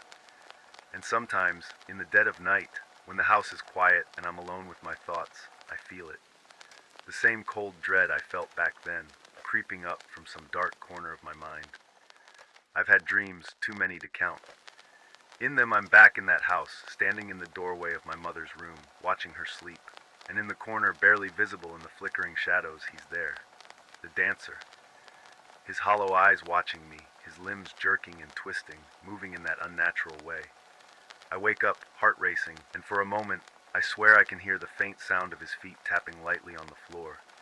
I try to tell myself it's just the past, just memories. But deep down, I know that some things aren't so easily left behind. Some things linger, waiting for the right moment to slip back into your life. The house still stands, though it's been empty for years. No one talks about it anymore, but I wonder if anyone else has felt it. That creeping sense of being watched, of something lurking just out of sight. I've thought about going back, if only to see if the darkness is still there, but I can't. I won't. Because even now, I know that whatever was in that house, whatever took hold of my mother and our lives, was never really gone. It's out there, somewhere in the shadows, waiting for someone to notice it again. And I've learned that some mysteries are better left unsolved, some figures better left unseen. Because once you've seen him, once you've felt the dancer's gaze, you know he's never far. He's always waiting, just beyond the light, ready to move again. On that Friday night, the rain pounded relentlessly against the windows, creating a disturbing symphony of water droplets that echoed through the empty corridors of the small house. It was a modest home, a simple and solitary place in a less fortunate part of the city. The air inside was heavy, laden with the smell of dampness and old wood, as if time itself had forgotten this place.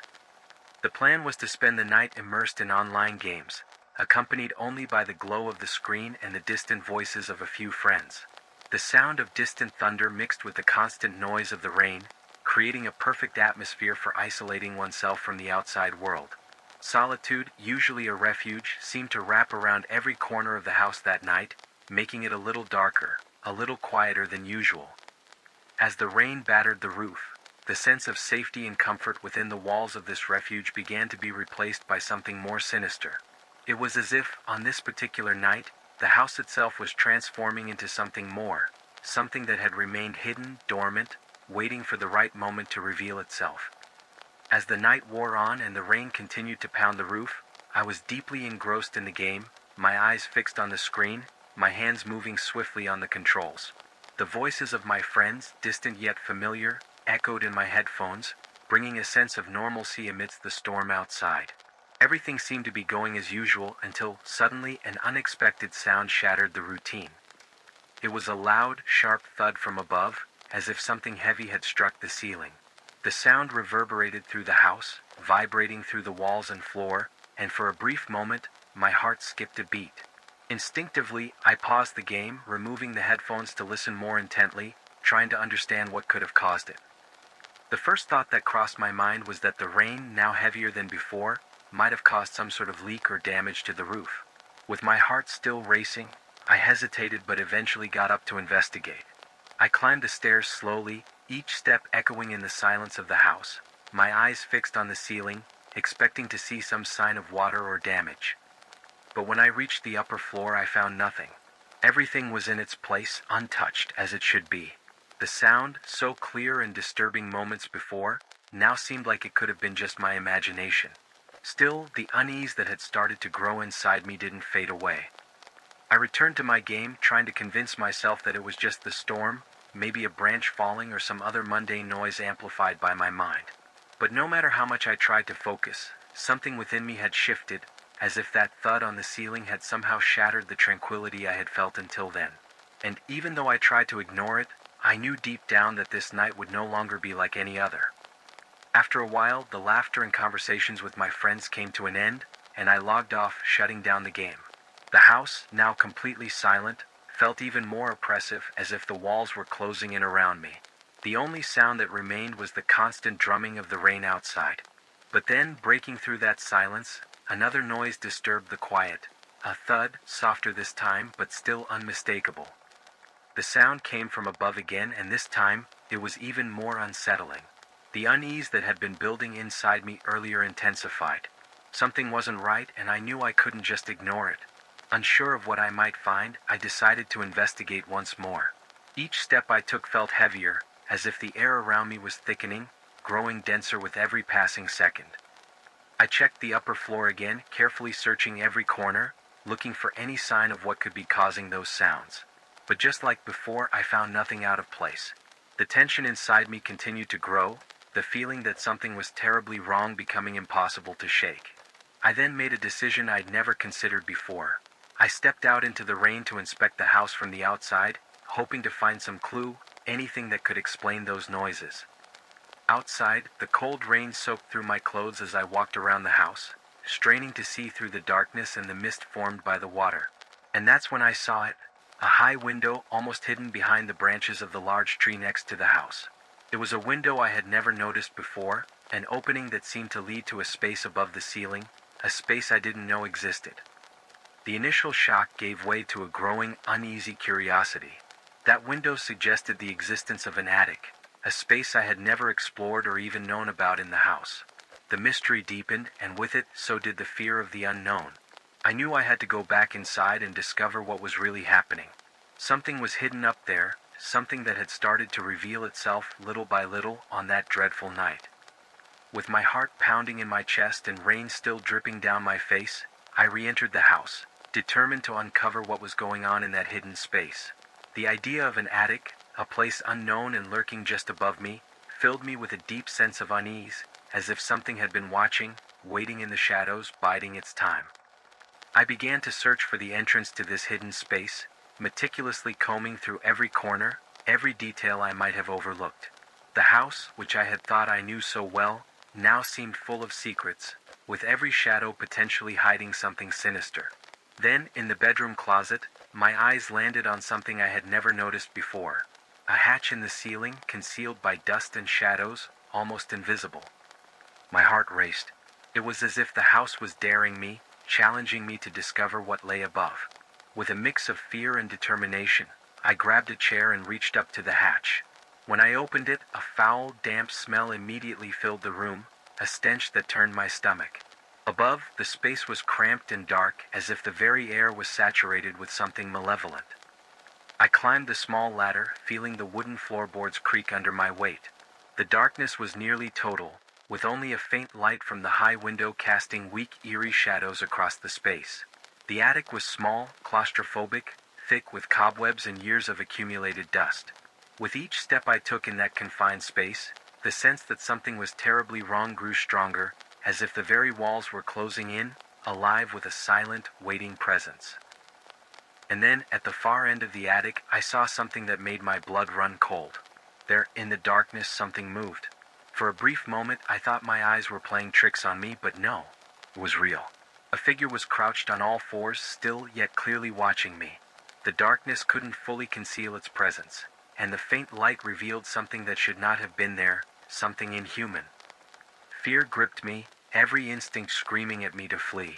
But for a moment I was paralyzed, frozen in place, staring at this thing that should not exist. When I finally managed to force myself to descend the ladder, I nearly tumbled in my haste to escape. The house, once my refuge, had become a trap, and I needed to get out before it was too late.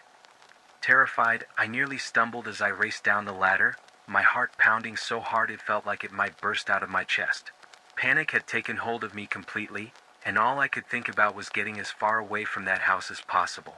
The thing I had seen up there, crouched in the darkness, was something out of a nightmare, something that shouldn't exist, yet it was real and it was watching me.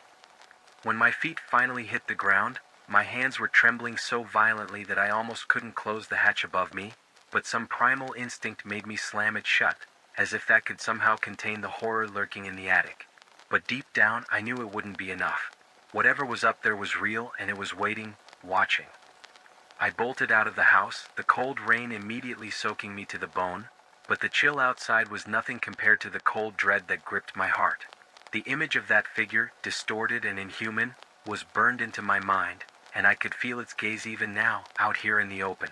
My hands fumbled for my phone, and with shaking fingers, I dialed the police, barely able to form the words as I tried to explain what I had seen.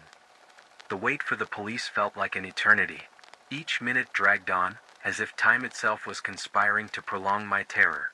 When they finally arrived, the rain was still pouring down, and I stood there, soaked and shaking, unable to do more than point toward the house, my voice failing me. The officers, skeptical but concerned by my obvious distress, entered the house, flashlights and weapons at the ready. I stayed outside, pacing in the rain, my ears straining to catch any sound, any indication of what was happening inside. But the storm drowned out everything, and all I could do was wait, my mind racing with fear and anticipation. When the officers emerged, the horror etched on their faces confirmed what I had feared most. What I had seen was no hallucination. They had found someone, a skeletal, filthy figure, crouched exactly as I had seen it, watching them with the same unnerving intensity. But it wasn't a monster, it was a man. A man who had invaded my home, climbed up the tree beside the house, and hidden in the attic, living in the shadows, watching me. The relief I felt at knowing it was just a man was quickly replaced by a deeper, more visceral fear. He had been there for days, maybe weeks, living above me, moving silently through the house without my knowledge.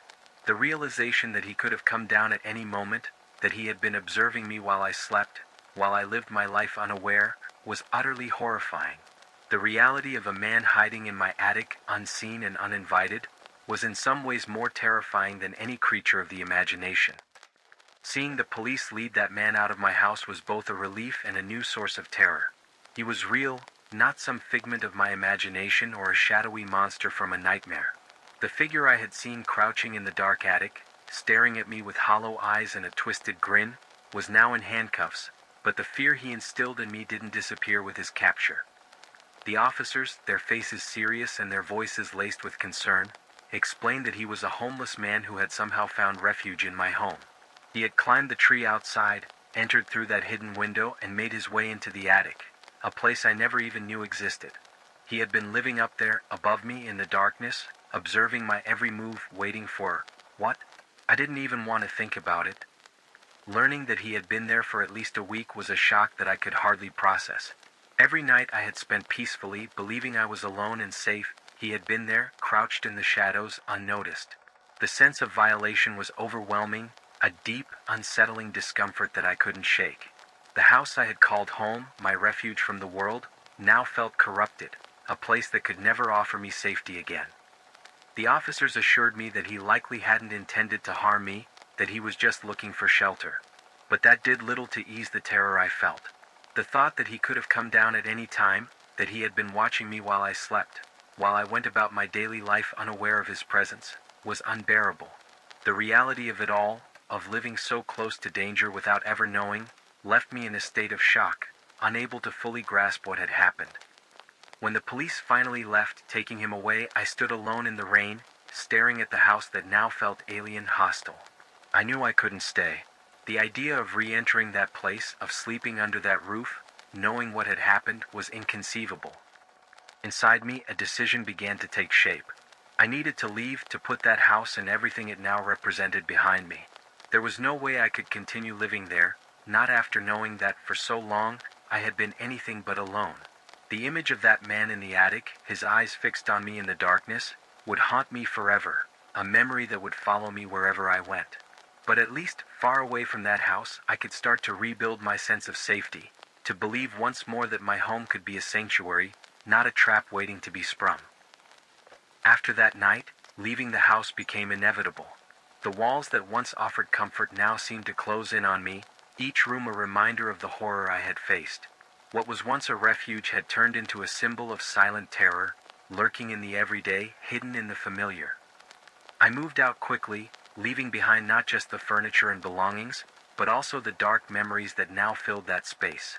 Every night I had spent there, every moment of supposed peace, was now tainted by the knowledge that something had been watching, unnoticed, from above. The simple act of lying down to sleep, of closing my eyes, became impossible, haunted by the image of that man in the attic, his gaze locked on me from the shadows. But even after the move, the feeling of being watched never fully left me. In the new walls that surrounded me, the shadows seemed a little darker, the sounds of the night a little more menacing. I found myself checking windows and doors multiple times before trying to sleep, listening intently for any unfamiliar sound. The thought that something, or someone, could be hidden, observing, became a constant, gnawing paranoia. I tried to convince myself that I was safe, that it was all over, but the truth was that the experience had changed me. My sense of security, of privacy, had been irrevocably shattered. The image of that man, crouched in the dark attic, still haunted my dreams, a constant reminder that true terror doesn't always come from fantastical creatures or the supernatural. Sometimes the real horror lies in the ordinary, in the people who exist on the edges of our awareness, in the presences we never suspect until it's too late. And so life moved on, but never with the same peace as before. The memory of that night became a scar, a permanent mark that taught me to look twice at what seems familiar, to never underestimate the secrets that can hide in the most unexpected places. Even now, in a new home with different surroundings, the fear lingers, a silent ghost that accompanies me, always reminding me that the true darkness may be closer than we imagine.